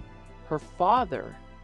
Calling him felt like an admission of absolute failure, a complete and utter surrender to circumstances she had fought so desperately to control. It felt like tearing away the last fragile vestiges of her pride, her independence, pieces she had clung to fiercely even as her world crumbled around her. But for Genevieve, for this small, innocent being, she would surrender everything. She needed an anchor, a bridge back to the world that had so cruelly cast her out, a world where her daughter could find safety and a future. She pressed the call button. The line connected with a soft electronic click. It rang, a dull, hollow sound that seemed to reverberate through the silent room, each ring amplifying her anxiety. Once, twice, Her heart hammered against her ribs, a frantic bird trapped in a cage. He won't answer. He'll ignore it. He'll let it go to voicemail. A cold dread settled in her stomach. Then a sharp click. "Clara?" The voice on the other end was deep, resonating with an authority she knew intimately, a resonance that seemed to vibrate even through the phone's tinny speaker. It was a voice that commanded boardrooms, a voice that had shaped vast foundations, a voice that had always dictated the terms of her existence. Her father? "Papa!" Her own voice, a raw whisper, sounded alien in her ears, thin and fragile against the formidable presence on the other end of the line. The formality of the address felt heavy, a long-standing wall between them. A pause stretched between them, thick with unspoken history, with decades of misunderstandings, expectations, and crushing disappointment she could almost taste, acrid and bitter on her tongue. It was the silence of a chasm that had only grown wider with time. "I heard about your unfortunate circumstances." His tone was measured, every syllable precise, devoid of warmth, yet not overtly unkind. It was the detached, analytical tone of a man delivering a judgment, not offering comfort or empathy. It cut Clara more deeply than outright anger would have. Unfortunate circumstances, she thought bitterly. He hadn't even mentioned the baby, the new life, only the circumstances. Her chin lifted slightly, a small, defiant gesture she immediately regretted as a wave of profound exhaustion washed over her, threatening to pull her under. "I had the baby, Papa, a girl, Genevieve." Her voice, though still quiet, held a thread of pride she couldn't suppress. This was not merely an unfortunate circumstance. This was a miracle. Another beat of silence, longer this time, more contemplative. The rhythmic whir of the incubator seemed to fill the void, its mechanical breath a counterpoint to the emotional stillness on the line. "Congratulations, Clara." His voice remained flat, formal, a mere formality. The word hung in the air, hollow and perfunctory. "I hope you are well." There was no genuine concern in his voice, no true curiosity about her health or well-being, only a polite, almost dismissive inquiry. "They took everything, Papa." The words spilled out, hot and uncontrolled, an admission of utter defeat she hadn't intended to make, a raw, vulnerable plea escaping her lips before she could stop them. "My home, my money. Robert, he divorced me. I have nothing left." The full weight of her ruin was laid bare, exposed to the man who had always demanded strength and self-sufficiency from her. The confession tasted like ash in her mouth. A sigh, long and weary, came through the line, a sound that conveyed not sympathy, but irritation, or perhaps just profound exasperation. "You knew the cost of drawing attention, Clara. Bellwethers do not make scenes. They lead quietly, with dignity, and without unnecessary fuss." The pronouncement carried the weight of a lifetime of paternal expectations, a philosophy he had ingrained in her since childhood. The implication was clear. She had failed to uphold the family name, failed to maintain the decorum expected of a Bellwethers. The quiet disapproval, so familiar and yet always so sharp, was a knife twist in her gut. It wasn't the words themselves, but the lifetime of unspoken judgment they represented. Her hand went instinctively to her belly, a ghost of the protective gesture she had made countless times during her pregnancy, as if to shield Genevieve from the cold, judging voice. He could not see the cream gown, smudged and stained with the remnants of her recent struggle. He could not see the public hospital room, so far removed from the opulent private suites he frequented. He saw only her mistakes, her inability to conform to his rigid world. "This is not my doing," Clara insisted, her voice gaining a desperate edge. "Eleanor orchestrated this. She wants to erase me, to make it as if I never existed, to secure her place in the foundation without challenge." Eleanor has always understood the gravity of her position. His voice was unwavering, a wall of unyielding conviction. "She is a custodian of legacy, Clara. She understands the importance of maintaining appearances, of protecting what we have built." His words, meant as a statement of fact, felt like the ultimate betrayal. His loyalty lay with the library, with the foundation, with the prestige he had meticulously built over decades. It lay with the abstract concept of legacy, with Eleanor who embodied it perfectly, not with his flesh and blood daughter, not with her desperate struggle for survival. He would always choose the institution over her, the principle over the person. "Papa, I am your daughter," she pleaded, the words raw, stripped of all artifice, a last, desperate reach for connection. "And I have always tried to prepare you." His voice softened imperceptibly for a fleeting moment, a brief flicker of something akin to paternal concern, before hardening again into its familiar, authoritative timbre. "For this world, for its demands." "It is a world that does not tolerate weakness, Clara, nor does it reward sentimentality." The implication was a heavy, unspoken censure. She had been weak, sentimental, and now she was paying the price. The devastation was complete. He wouldn't save her, not in the way she needed to be saved, not with compassion, not with a helping hand, not with true understanding, not yet. The last ember of hope that he might see her, truly see her and her plight, flickered and died. Her chest felt hollowed out, aching with a grief deeper than any physical pain. "I understand." The words were bitter, laced with a crushing resignation that tasted like bile. She understood perfectly. She was on her own. "Good." The single abrupt word was clipped, conclusive. The line went dead with a definitive click that echoed in the sudden, vast emptiness of the room. He stared at the cracked phone screen, the black mirror of her reflection staring back, the lines of its damage, a physical representation of her own fractured state. He was gone. The silence that followed was heavier than before, suffocating in its finality. A single hot tear tracked a path down her temple, a traitorous burn against her cool skin, tasting of salt and sorrow.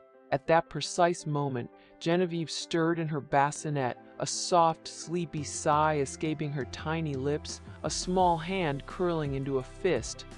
Clara pressed her own hand to her chest, over her rapidly beating heart.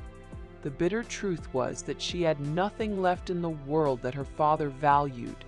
Yet, looking at the precious bundle beside her, the paradoxical truth washed over her with a fierce, unexpected warmth. She had everything. Footsteps echoed in the corridor outside, growing steadily louder, approaching her door. The soft murmur of voices, indistinct yet present, filtered through.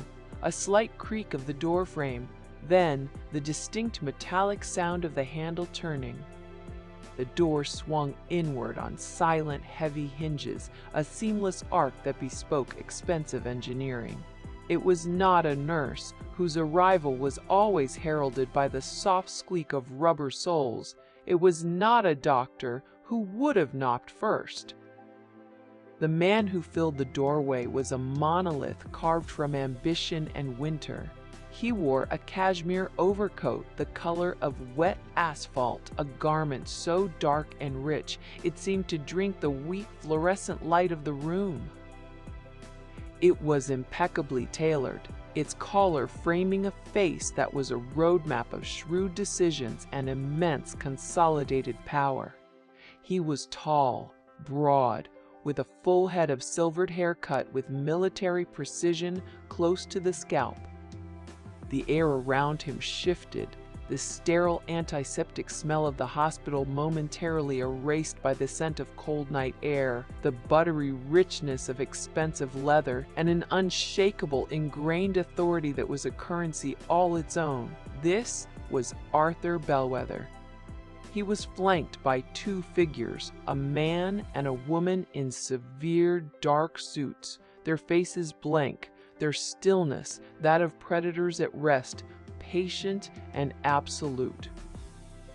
Clara's breath hitched, a sharp, painful little sound in the quiet room. A phantom pain, hot and sharp, flared along the line of her incision as if in response to the sudden tension. The IV in her hand seemed to pull. Arthur's eyes, the same dark, intelligent, unforgiving eyes as her own, swept the room.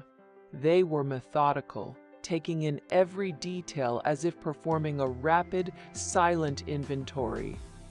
The sterile beige box of the room, the gentle, rhythmic hum of the neonatal incubator, the simple mesh bassinet beside her bed, and finally Clara herself, feeling pale and utterly lost in the flimsy, thrice-washed hospital gown. His gaze lingered for a fraction of a second longer than necessary on the sleeping, swaddled form of Genevieve.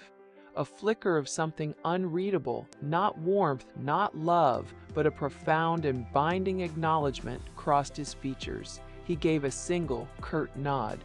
It was not a greeting. It was a confirmation of a fact, a B+. He stepped inside. The air in the room seemed to compress, growing dense and heavy with his presence. His hard-soled leather shoes, polished to a mirror shine, made no sound on the worn linoleum floor. He moved with a practiced, predatory grace that was utterly at odds with the setting.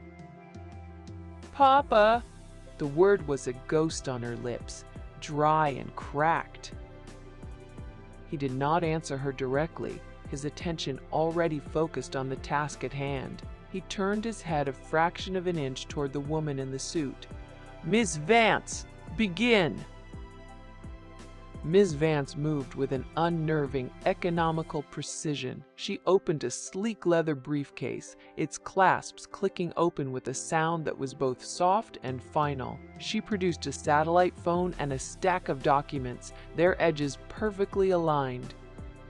The man, a silent and watchful bull, moved to stand by the door, crossing his arms over a chest that looked like a barrel.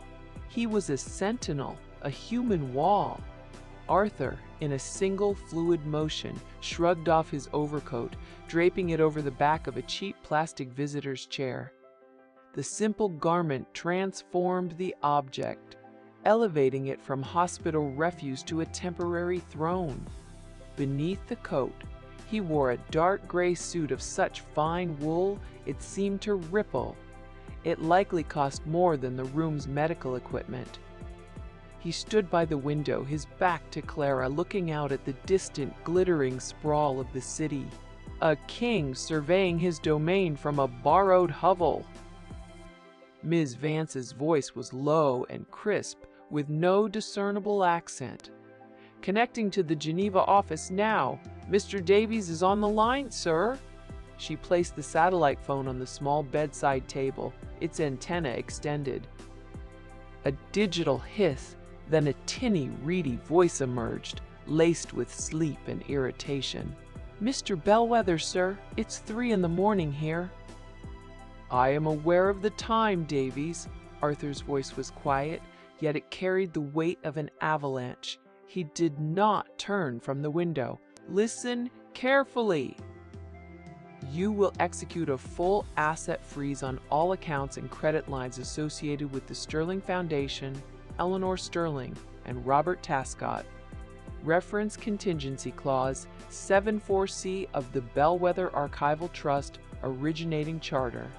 The authorization code is Archangel. I repeat, Archangel. A beat of stunned silence from the speaker, filled only by the faint hum of the incubator. Sir, Clause 74C, that requires a finding of gross mismanagement and moral turpitude by the executor. Clara's heart hammered against her ribs, a frantic, trapped bird. Executor! Her! The finding has been made, Arthur stated, his tone as final as a death certificate. The documentation is being transmitted to you now by Ms. Vance. You have 60 seconds to comply before I call your board chairman at his vacation home in Gstaad. I do not imagine he will be pleased to be disturbed.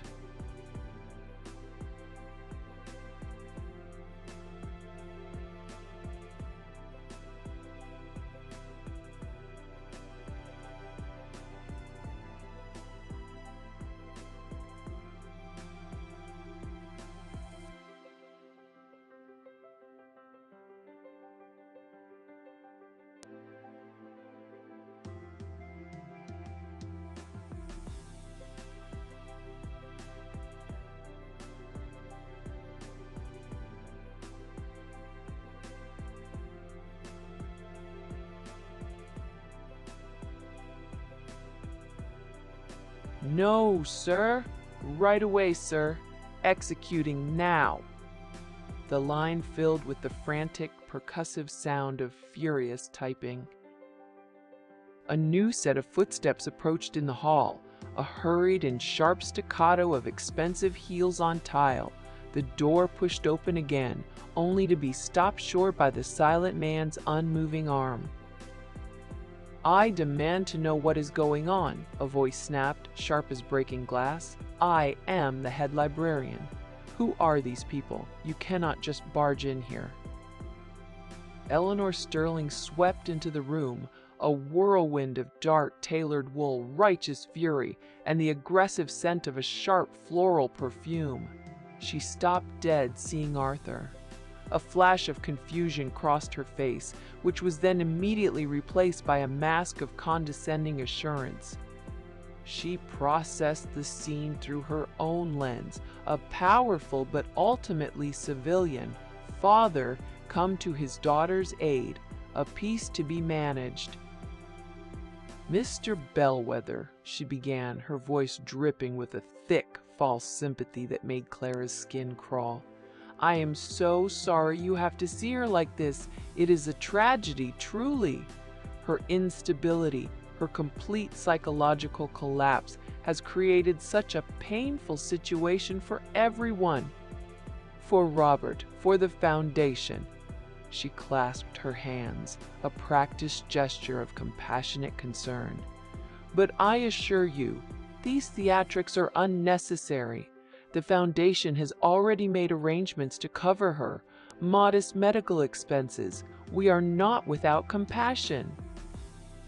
Arthur turned slowly from the window. The movement was deliberate, fluid, and utterly menacing. He looked at Eleanor. He did not seem angry. He did not seem anything at all. He simply looked, his gaze flat and analytical. Eleanor pressed on, mistaking his silence for intimidation, sensing a captive audience for her narrative. This display, she waved a dismissive, bearing hand at Miss Vance in the satellite phone, is precisely the kind of desperate, unseemly behavior that proves my point. The Bellwether name, your name, stands for dignity, for control, prestige above all else. Your daughter, I'm afraid, has forgotten that. She has become a liability, and I have had to take difficult but necessary steps to protect the institution. The board agrees. Her husband agrees. The matter, she concluded with a tight, victorious smile, is settled. She believed she was explaining the world to him. Clara watched, clutching the thin, scratchy hospital blanket until her knuckles were white. She saw the trap Eleanor was walking into with such blissful, arrogant confidence. She saw the sheer, glorious ignorance of the woman. For the first time in weeks, a feeling other than fear or grief stirred in her chest. It felt like watching a tidal wave approach a sandcastle. "Davies," Arthur said, his voice cutting cleanly through Eleanor's triumphant atmosphere. "Report!" The nervous voice returned from the phone, stronger now, brisk and efficient, eager to please the new locus of power. "Asset freeze is complete, sir. All Sterling Foundation institutional accounts are locked. All of Ms. Mizard, Sterling's personal credit lines and accounts held with our institution are frozen. Same for Mr. Tascott. As of this moment, they can't buy a cup of coffee with our money." Eleanor laughed, a short, sharp, brittle sound of disbelief. "That's absurd." "A bluff. You have no authority. The foundation is an independent entity governed by a board of trustees. You are a private citizen. You have no standing here." Arthur took a single, deliberate step toward her. The room seemed to shrink around them, the world constricting to the space between these two immovable forces. He was the mountain. She was the wind crashing against it. He let the silence hang for a moment, letting her proud, certain pronouncements evaporate into the sterile air. He looked past her, at the plastic nameplate on the door, then back at her face. His expression held no malice. It held nothing at all. It was the face of a man stating a law of physics. He spoke one sentence, his voice a quiet, history-altering rumble. "You work in my house." Eleanor stared. Her mind, so quick and ruthless, snagged on the words. They did not compute. They were nonsense, a grammatical error, a delusion. I beg your pardon? Your house?" "The Bellwether Archival Library," Arthur clarified, his voice still unnervingly calm, as if explaining a simple concept to a child. "It was a gift from my family to the city, governed by a charter I designed with my lawyers 30 years ago. A charter that gives the sole legal executor of my family's estate, my daughter, Clara Bellwether, the absolute and non-negotiable power to dissolve the administrative board and revoke its privileges under specific circumstances." He paused, letting the words sink in. "Circumstances of gross mismanagement and moral turpitude. Circumstances you have so generously and publicly provided." The blood drained from Eleanor's face, leaving it a waxy, slack-jawed mask. The structure of her world, the granite foundation of her power, turned to dust. The library, the board, her position.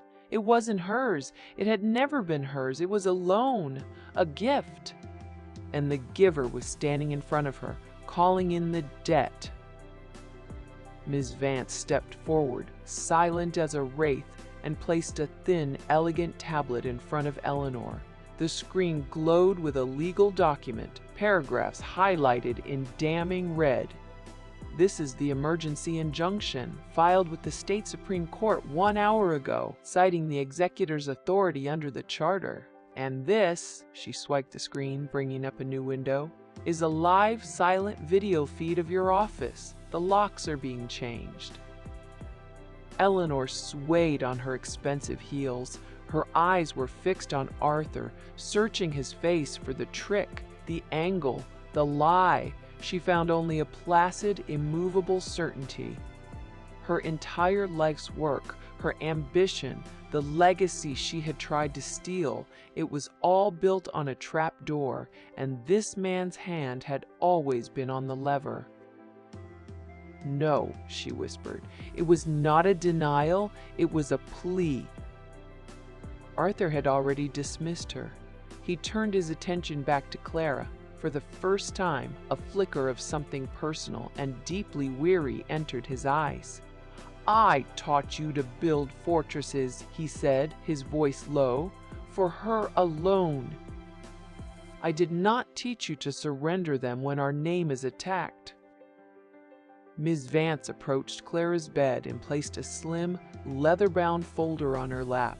The leather was cool and smooth beneath her trembling fingers. "Mrs. Bellwether, a preliminary accounting of your restored personal assets and liquid accounts.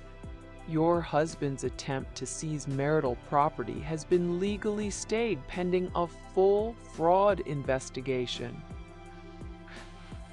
"No." Clara looked from the folder to her father's unyielding face, to Eleanor's crumbling facade. She placed a protective hand on the bassinet where Genevieve slept on, her tiny chest rising and falling in perfect rhythm, oblivious. A new world was being born, right here in the antiseptic quiet. Eleanor Sterling stood frozen in the center of the room, a statue of disbelief. The phone on the nightstand had gone quiet. The lawyers worked on. The city glittered outside, indifferent. Her empire was already gone. The main reading room of the Bellwether Archival Library was a cathedral of weighted, watchful silence. Columns of sunlight, thick with the dancing ghosts of shed skin and paper fibers, slanted down from the towering Palladian windows, illuminating the vast, cavernous space. The air was cool and still, carrying the sacred scent of aged paper, buckram bindings, old leather, and the faint citrus tang of fresh polish on the immense oak tables. It was a smell Clara associated with safety, with knowledge. Now it felt like the scent of a mausoleum. Nothing had changed. And everything was different. Clara stood in the grand entrance, a wraith in cream wool, her breath a small, controlled cloud in the chilled air. She was consciously tracing the pattern of her breathing, in for 4, hold for 7, out for 8, a trick Genevieve's nurse had taught her for moments of high anxiety. The dress was simple, elegant, falling in a clean line that did not hide the subtle, lingering softness of her recent pregnancy. It felt a lifetime ago. Weeks ago, she had fled this room, her footsteps echoing with shame. "Now," she returned as its master, and the silence felt different, not peaceful, but predatory. Her father, Arthur Bellwether, stood a pace behind her, a silent, dark-suited mountain of gravitas. He adjusted his silk tie with a minute, precise tug, a man whose very presence sucked the warmth from the air, a black hole of disapproval. Seated at the center of the room at one of the long, empty tables were Eleanor Sterling and Agnes Finch. They were not restrained, but the yawning, polished expanse of oak surrounding them was a more effective cage than any iron bars. It was a cage of their own making. Eleanor wore her customary dark suit, a uniform of power that now hung on her as a mere costume. She was a statue carved from ice, posture perfect, gaze fixed on the middle distance. Agnes, true to form, was a slash of defiant crimson, her dress too bright, her makeup too vivid. She was a frantic bird, and her jewelry clinked with nervous energy every time she shifted, a sound like tiny, frantic sleigh bells announcing her anxiety, obscenely loud in the profound quiet. Arranged in the carved wooden chairs that lined the room's perimeter were a dozen men and women, the board of trustees, elders of the foundation, faces of old money and established power, etched with the self-satisfaction of inherited influence, their expressions ranging from grim curiosity to cold judgment. Among them was a severe-looking man whose bulldog jaw was set in a line of grim disapproval, Agnes's uncle, Councilman Rhodes. And near the towering card catalog, almost invisible in the shadows of the colossal piece of furniture, stood David Chen. He held a small tablet in his hands, his knuckles white against the black casing. He looked at Clara, and his head gave a quick, almost imperceptible nod, a promise of solidarity that she clung to like a lifeline. "Miss Vance," clinical and precise in a severe gray dress, stepped into the center of the room. She was a creature of pure process, her movements economical. Her heels made no sound on the thick patterned carpet. "We are gathered," she began, her voice a calm, dispassionate instrument that cut through the stillness without disturbing it, "to review the findings of an internal audit mandated by the executor of the Bellwether Archival Trust." She paused, letting the formal words settle. The audit was triggered by evidence of gross mismanagement and moral turpitude. Eleanor flinched as if struck, a barely there tremor through her rigid shoulders.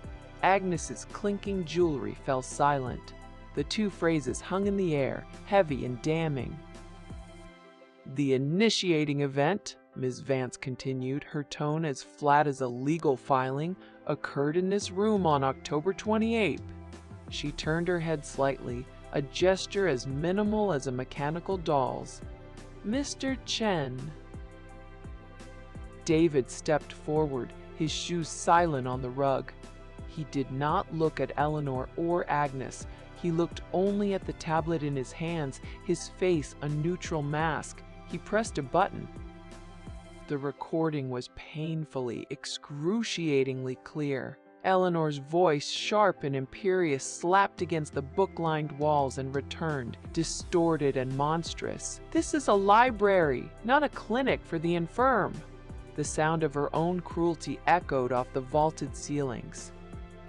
Then came Agnes's high, mocking laugh, a sound of pure, thoughtless malice. Councilman Rhodes closed his eyes, a muscle jumping in his clenched jaw. Another board member, a stooped, white-haired man named Elias, shook his head slowly, his expression one of deep disappointment. The public shaming, once a spectacle for a few gawkers, was now laid bare before the arbiters of their world, a theater of shame for the powerful. When the recording ended, the silence it left behind was heavier, poisoned. "The initial incident was part of a coordinated campaign," Ms. Vance said, her tone unchanged. She gestured to a large screen that descended like a silent, white guillotine from the high ceiling. A chain of emails appeared, stark black text on the unforgiving white background. From Eleanor to Agnes. From Agnes to Robert Tascott. Subject: the Bellwether problem. Eleanor: "We need a permanent solution. The father's influence is a threat as long as she is here." Agnes: "Robert is on board. He sees the benefit. He says she is unstable. His word, not mine. I can work with that." A new document appeared, a draft of a press release, written by Agnes. It detailed Clara's emotional breakdown and voluntary leave of absence for her mental well-being. It was dated 2 weeks before the incident in the library. Agnes jumped to her feet, her chair scraping harshly against the polished floor, a sound that made half the board wince. The jangle of her bracelets was a frantic alarm. "This is taken out of context. This is a lie. You're twisting my words. Eleanor, tell them. Tell them you made me do it." "She promised me the deputy director position permanently. She manipulated me." "Did she also manipulate you into this?" Ms. Vance's voice cut through her panic like a surgeon's scalpel. A new email filled the screen. One from Agnes to a friend, sent from her personal account. "He's finally leaving her. All it took was a little push and the promise of a new heir. Men are so simple. He thinks I'm carrying his son. Let him. By the time he figures it out, I'll have the Tascott name and he'll be yesterday's news." Agnes froze. The blood drained from her face, leaving her vivid lipstick a garish wound. Her mouth opened, but no sound came out. This was her own trap. Her own words, meant as a boast, now a confession. The downfall she had engineered for another had consumed her. She had caused this. Councilman Rhodes rose to his feet. His face was a mask of thunder. He looked not at the board, not at Clara, but directly at his niece, his eyes blazing with a cold fire. For generations, the Rhodes name has been synonymous with integrity and public service. He began, his voice low but carrying to every corner of the vast room. You have dragged it through the mud for petty ambition and tawdry games. You have shamed our name. You have shamed your mother's memory. He paused, his gaze sweeping over her crumpled form with finality. You are no longer welcome in my house. You are no longer my blood. He sat down. The disavowal was absolute, a social execution, swift and merciless. Agnes crumpled back into her chair, a heap of red silk and despair. Her loud jewelry was finally, blessedly still. Elias, the elderly board member, picked up a printed copy of an email from the stack in front of him, the paper rustling softly. He adjusted his gold-rimmed spectacles. He looked at Eleanor, his gentle eyes now holding the weight of a judge. In all your correspondence, Mrs. Bayer! Sterling, one phrase appears again and again, a personal philosophy it would seem. He cleared his throat and read her words into the suffocating silence. Prestige above all else. The words hung in the air, the summary of a life's ambition, an epitaph. Eleanor sat ramrod straight. Her face was marble. But as Agnes began to sob, a low, wretched sound that was part grief, part animal terror, something flickered in Eleanor's eyes, a brief, four-sentence crack in the facade. He remembered being 25 in a cheap, ill-fitting polyester suit that felt abrasive against her skin, desperate for a foothold in this very world. She remembered the gnawing hunger, the physical ache of fear that she would always be nobody looking in from the outside. She saw in Agnes's pathetic, garish, clumsy ambition a horrifyingly familiar ghost of the woman she once was before she learned to plate her desperation in ice. The moment passed. The steel returned to her eyes. Agnes, however, had one last desperate card to play. She struggled to her feet again, her face a mess of tears and running mascara. She splayed her hands across her abdomen in a grotesque pantomime of maternity, a gesture Clara herself had so often made in fear and love. "I am with child!" she wailed, her voice shrill, hysterical. "You cannot do this to me. It's Robert's child. He has to support me. He has to." A wave of collective discomfort washed over the assembled board members. They stared with a mixture of pity and disgust, averting their eyes, shuffling papers. Ms. Vance did not even blink. She simply put a new document on the screen. It was a flight manifest. "This is the flight manifest for Cayman Airways dated 3 weeks ago," she stated, her voice devoid of any inflection. "It lists one passenger, Agnes Finch. The purpose of her trip, according to the clinic that provided the receipt." Ms. Vance paused, letting the implication land with chilling precision. "Was for a non-essential cosmetic procedure, not for prenatal care." It was all a fraud. The lie, so small and yet so total, was exposed. The final, damning silence that fell was absolute. Eleanor did not look at her disgraced protégé. She stared straight ahead at the motes of dust dancing in the columns of sunlight, her entire world, so carefully constructed, reduced to ashes. The empire she had plotted for, the legacy she had tried to steal, all gone. Clara watched it all unfold, this cacophony of ambition and ruin. She felt no triumph, only a vast, quiet emptiness, a chapter closing. She thought of Genevieve, of the small, perfect weight of her in her arms, a reality more solid and true than all this ambition and ruin. That was her world now. This was just a necessary, painful epilogue. She pushed her chair back. The sound was not a scrape of anger, but a quiet, deliberate declaration. She rose to her feet, her chin held high, her legs were steady. The figures seated around the room, the men and women of power, all turned to look at her. They saw not the shamed girl who had fled, not the grieving daughter, but the executor. Clara Bellwether stood tall. The silence after Miss Vance's devastating revelations about Agnes's deceit and Eleanor's complicity was a physical weight pressing down on everything, leaching color from the grand room. It flattened Eleanor Sterling's meticulously constructed persona, draining the last vestiges of her formidable presence. The dark suit, once her armor, now seemed a shroud hanging on her frame. She stared forward, unblinking, at the dancing dust motes in the sunbeams, refusing to acknowledge the wreckage around her, the complete disintegration of her life's ambition. Her empire indeed was gone, crumbling silently into the cool, still air of the aged library.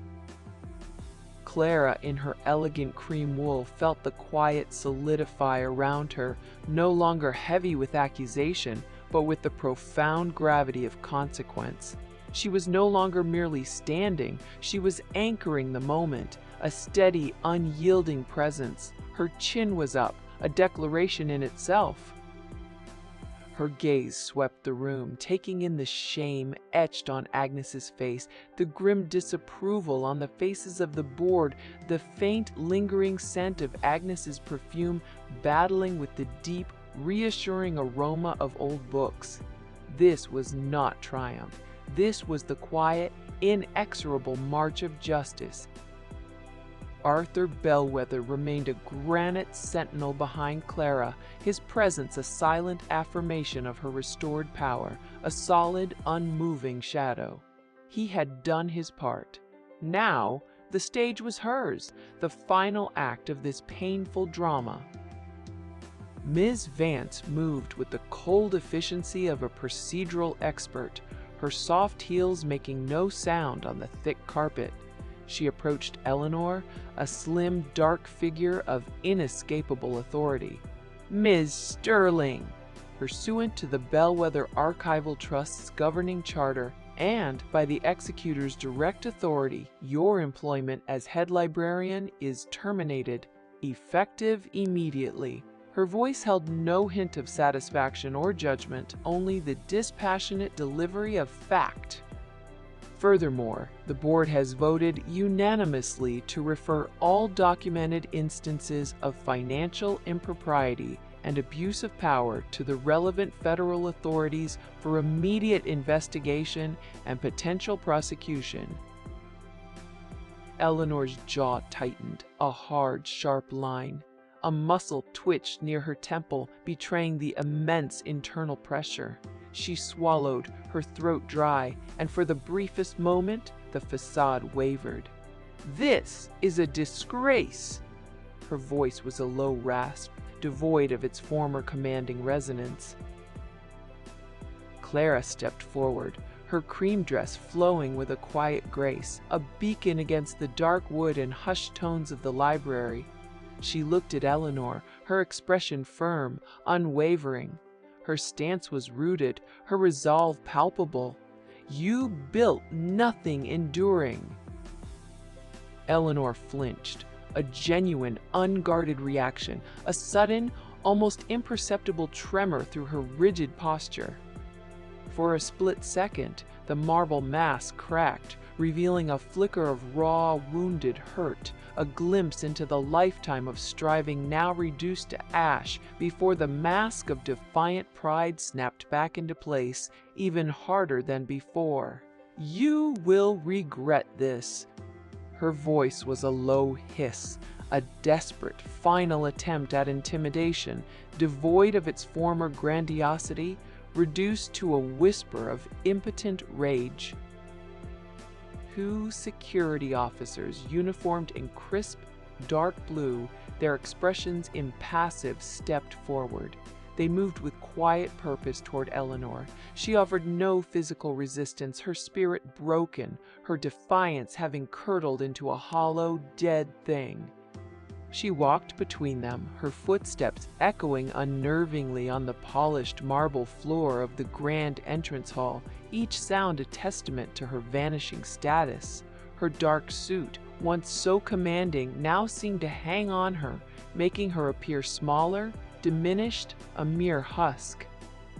The sharp floral scent of her perfume, once so assertive, lingered for a moment like a fading memory, then dissipated into the cool, still air of aged paper and leather, overwhelmed by the library's ancient, hallowed breath. She was gone, vanished into the vastness of the institution she had tried to corrupt. The officers then turned their attention to Agnes. Agnes shrieked, a raw, ugly sound that tore through the fragile quiet, a final, desperate scream against the inevitable. "No, you can't! I have rights! Robert will—" Her voice broke, choking on the name of her former lover, a man who had already abandoned her. Councilman Rhodes rose again, his face a mask of profound disgust and weary disillusionment. His jaw was set, his eyes hard. "Remove her, now!" His voice was low, but carried an iron weight, an authority that brooked no argument. The officers moved quickly, with less gentleness this time, their patience worn thin. Agnes fought, flailing, her red dress a frantic, desperate blur against the rich, muted backdrop of the library. Her loud jewelry, once a symbol of her brazenness and excess, clanged and jingled with a final, ignominious racket, a chaotic, pathetic farewell. She was dragged, sobbing, from the room, her protests fading down the long hallway, a ghost of her former gaudy self, leaving behind only the faint, sweet, sickly scent of cheap desperation. The door swung shut behind her, a soft, definitive click that sealed her fate. The room settled back into a different kind of quiet, a cleaned-out quiet. A sense of purging hung in the air, crisp and fresh.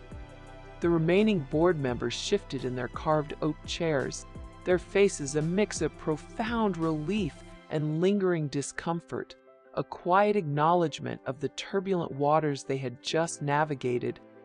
The air, though still carrying the sacred scent of old books and the deep, earthy aroma of buckram bindings, felt lighter, imbued with the clean, citrus tang of fresh polish on the immense oak tables, as if a great, oppressive weight had been lifted from the very foundation of the library. The columns of sunlight streaming through the Palladian windows seemed to shine brighter, no longer illuminating a scene of hidden corruption, but one of nascent renewal. Ms. Vance turned to Clara, her posture impeccable, her voice calm and steady. "Mrs. Bellwether, the board awaits your directive regarding the immediate future of the Bellwether Archival Library. The interim administration is prepared to follow your lead." Clara's gaze found David Chen, still by the towering card catalog, almost hidden in its shadow, his youthful face a study in quiet hope and earnestness. He offered a small, reassuring smile, a flicker of unwavering loyalty in the vast, cold space. She gave a subtle nod of acknowledgement, a silent promise of recognition. She then turned fully to the assembled board, stepping further into the center of the room, into the spotlight. Her cream dress shimmered softly in the sunlight, an emblem of purity and strength. Her voice, when it came, was clear, resonant, and carried no trace of the shame that had once haunted her within these very walls. The Bellwether Archival Library stands for knowledge, for truth, for access. Her words resonated through the high-ceiling space, not as an echo of past glories, but as a firm, unshakable foundation for its future. It is, and always will be, a public trust, and it will be administered as such. The former head librarian and deputy head librarian have, through their actions, compromised that trust. Their conduct, marked by avarice and deceit, jeopardized the very integrity of this venerable institution. Such blatant disregard for our core values will not be tolerated. We will embark on a comprehensive restoration of the library's reputation and mission, ensuring that its legacy of scholarship and community service remains unblemished. Elias, the older board member, whose eyes held the wisdom of decades, nodded slowly, a faint, approving smile gracing his lips. "A wise decision, Mrs. Bellwether. We are at your service, eager to assist in this vital restoration." Other board members murmured their agreements, their voices now filled with a newfound respect and deference. The shift in power was absolute, undeniable, and visibly accepted. Clara continued, her chin still held high, her posture graceful but unyielding, a quiet force of nature. "I will be taking a more active, hands-on role in the direct oversight of the library's operations during this crucial transitional period. Ms. Vance will continue to assist with the administrative restructuring, ensuring full transparency and accountability at every level. Our priority is to restore faith in this institution." She looked directly at David Chen, who straightened his shoulders, a nervous but excited energy radiating from him. "Mr. Chen, your dedication, your keen observations, and your unwavering integrity have been noted and deeply valued. I would like you to assume the role of interim deputy head librarian, reporting directly to me, effective immediately. This library needs principled leadership." David's eyes widened, reflecting the dancing motes of dust and sunlight. A blush crept up his neck, a testament to his surprise and humility. He stammered, "Mrs. Bellwether, I am honored. I will do everything in my power." His voice was thick with emotion, a stark contrast to the sterile pronouncements of the past hours. Clara gave a small, encouraging smile, a rare softening of her authoritative stance. "We need good people, Mr. Chen. People who understand what this place truly means, its soul, its purpose. You have proven yourself to be one of them, under the most trying of circumstances. Trust in your instincts." Arthur Bellwether, who had remained a silent, watchful presence throughout the proceedings, took a decisive step forward, his leather shoes making a soft, resonant sound on the thick carpet. He stood beside Clara, a silent, powerful endorsement, his towering figure reinforcing her newfound authority. His gaze swept over the remaining board members, a clear, unmistakable signal that this was not a mere suggestion, but a definitive decree backed by the full weight of the Bellwether family's influence. The board members, understanding the depth and permanence of this support, offered no further dissent. The bulldog-jawed Councilman Rhodes, having witnessed his niece's public humiliation, and now the decisive assertion of this new, unassailable authority, merely offered a grim, almost imperceptible nod of acceptance. The intricate architecture of power within the Bellwether Archival Library had been meticulously dismantled and profoundly rebuilt in the course of a single, fateful morning. Clara turned to Ms. Vance, her eyes holding a renewed resolve. "Begin the process, Ms. Vance, immediately. We have much work to do." "As you wish, Mrs. Bellwether. The transition will be seamless." Miss Vance produced a sleek black tablet and began tapping, a silent symphony of administrative action, already charting the course forward.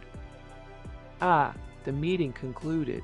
One by one, the board members rose, gathering their coats and briefcases, their movements more subdued, less assertive than when they had arrived. They approached Clara, offering polite, if slightly hesitant, congratulations and assurances of their unwavering support.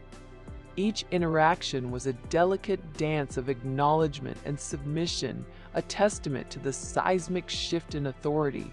She met each gaze with a quiet, steady strength radiating from her, a queen ascending her throne. Arthur Bellwether remained by her side, a silent, unmoving guard, his presence a constant, comforting weight. David Chen approached, a mixture of awe, relief, and nervous excitement on his youthful face. "Thank you, Mrs. Bellwether. I promise I won't let you down. I will uphold the principles of this library." "I know you won't, Mr. Chen." She offered him a warm, genuine smile, a spark of the human connection that had been so absent in this place. "Your integrity will be its own reward." The main reading room slowly emptied. The columns of sunlight shifted, painting new patterns of amber and gold on the polished floor and the spines of countless books. The rich, deep scent of old books and leather, the subtle, clean tang of lemon polish, returned to dominate the air, no longer tainted by human ambition, deceit, or despair. The profound silence became less heavy, more vast, holding the clear, crisp promise of a fresh start, a clean slate. Clara walked to the tall, arched Palladian windows, looking out at the sprawling New York City skyline. The city, indifferent and magnificent, glittered under a clear, cold sky, its ceaseless hum a distant counterpoint to the quiet resolution she had found. She placed her hands on her belly, a ghost of a gesture now, the expansive softness of pregnancy gone, replaced by the firmer reality of a body that had brought new life into the world, a new generation. "Genevieve!" A soft sound reached her ears, a rustle of cashmere, a quiet, contented sigh, impossibly small in the echoing space. She turned, her breath catching. Arthur Bellwether stood by the grand entrance, no longer a monolith of unyielding power, but a man, surprisingly, holding a small swaddled bundle against his chest. "Genevieve!" Her tiny face was a perfect miniature of Clara's own, her eyes wide and dark, taking in the grand, high-ceilinged room with an infant's innocent, unblinking wonder. Arthur held his granddaughter with a surprising, almost tender awkwardness, a stark contrast to his usual rigid control, his powerful hands gentle around the fragile bundle. He looked at Clara, and for the first time in Clara's memory, a hint of something beyond duty, beyond expectation, beyond even his formidable resolve, softened his formidable eyes. It was not a smile, but a fleeting, profound vulnerability, a silent acknowledgement of legacy and love. He took a step forward, then another, slowly closing the distance between them, bridging the chasm of years and expectations. He extended Genevieve to Clara, a silent offering. Clara reached out, her hand steady, her heart swelling with an emotion so pure it almost hurt. She took her daughter into her arms. The weight was familiar, perfect, a universe contained within that tiny form. Genevieve stirred, blinked, her small lips parting in a soft yawn, and then settled against her mother's chest, a tiny hand grasping instinctively at the cream wool of Clara's dress, finding comfort and anchor. Clara held her newborn close, feeling the warmth of Genevieve's small body, the steady, rhythmic beat of her tiny heart against her own. This was her true prestige. This was her enduring legacy. Not the library itself, but the life she protected, the future she nurtured. She looked at her daughter, then at her father, a silent understanding passing between them, a bridge built between generations. Then, with Genevieve cradled against her, a symbol of hope and unwavering strength, Clara Bellwether turned and walked towards the sun-drenched center of the main reading room, towards the future.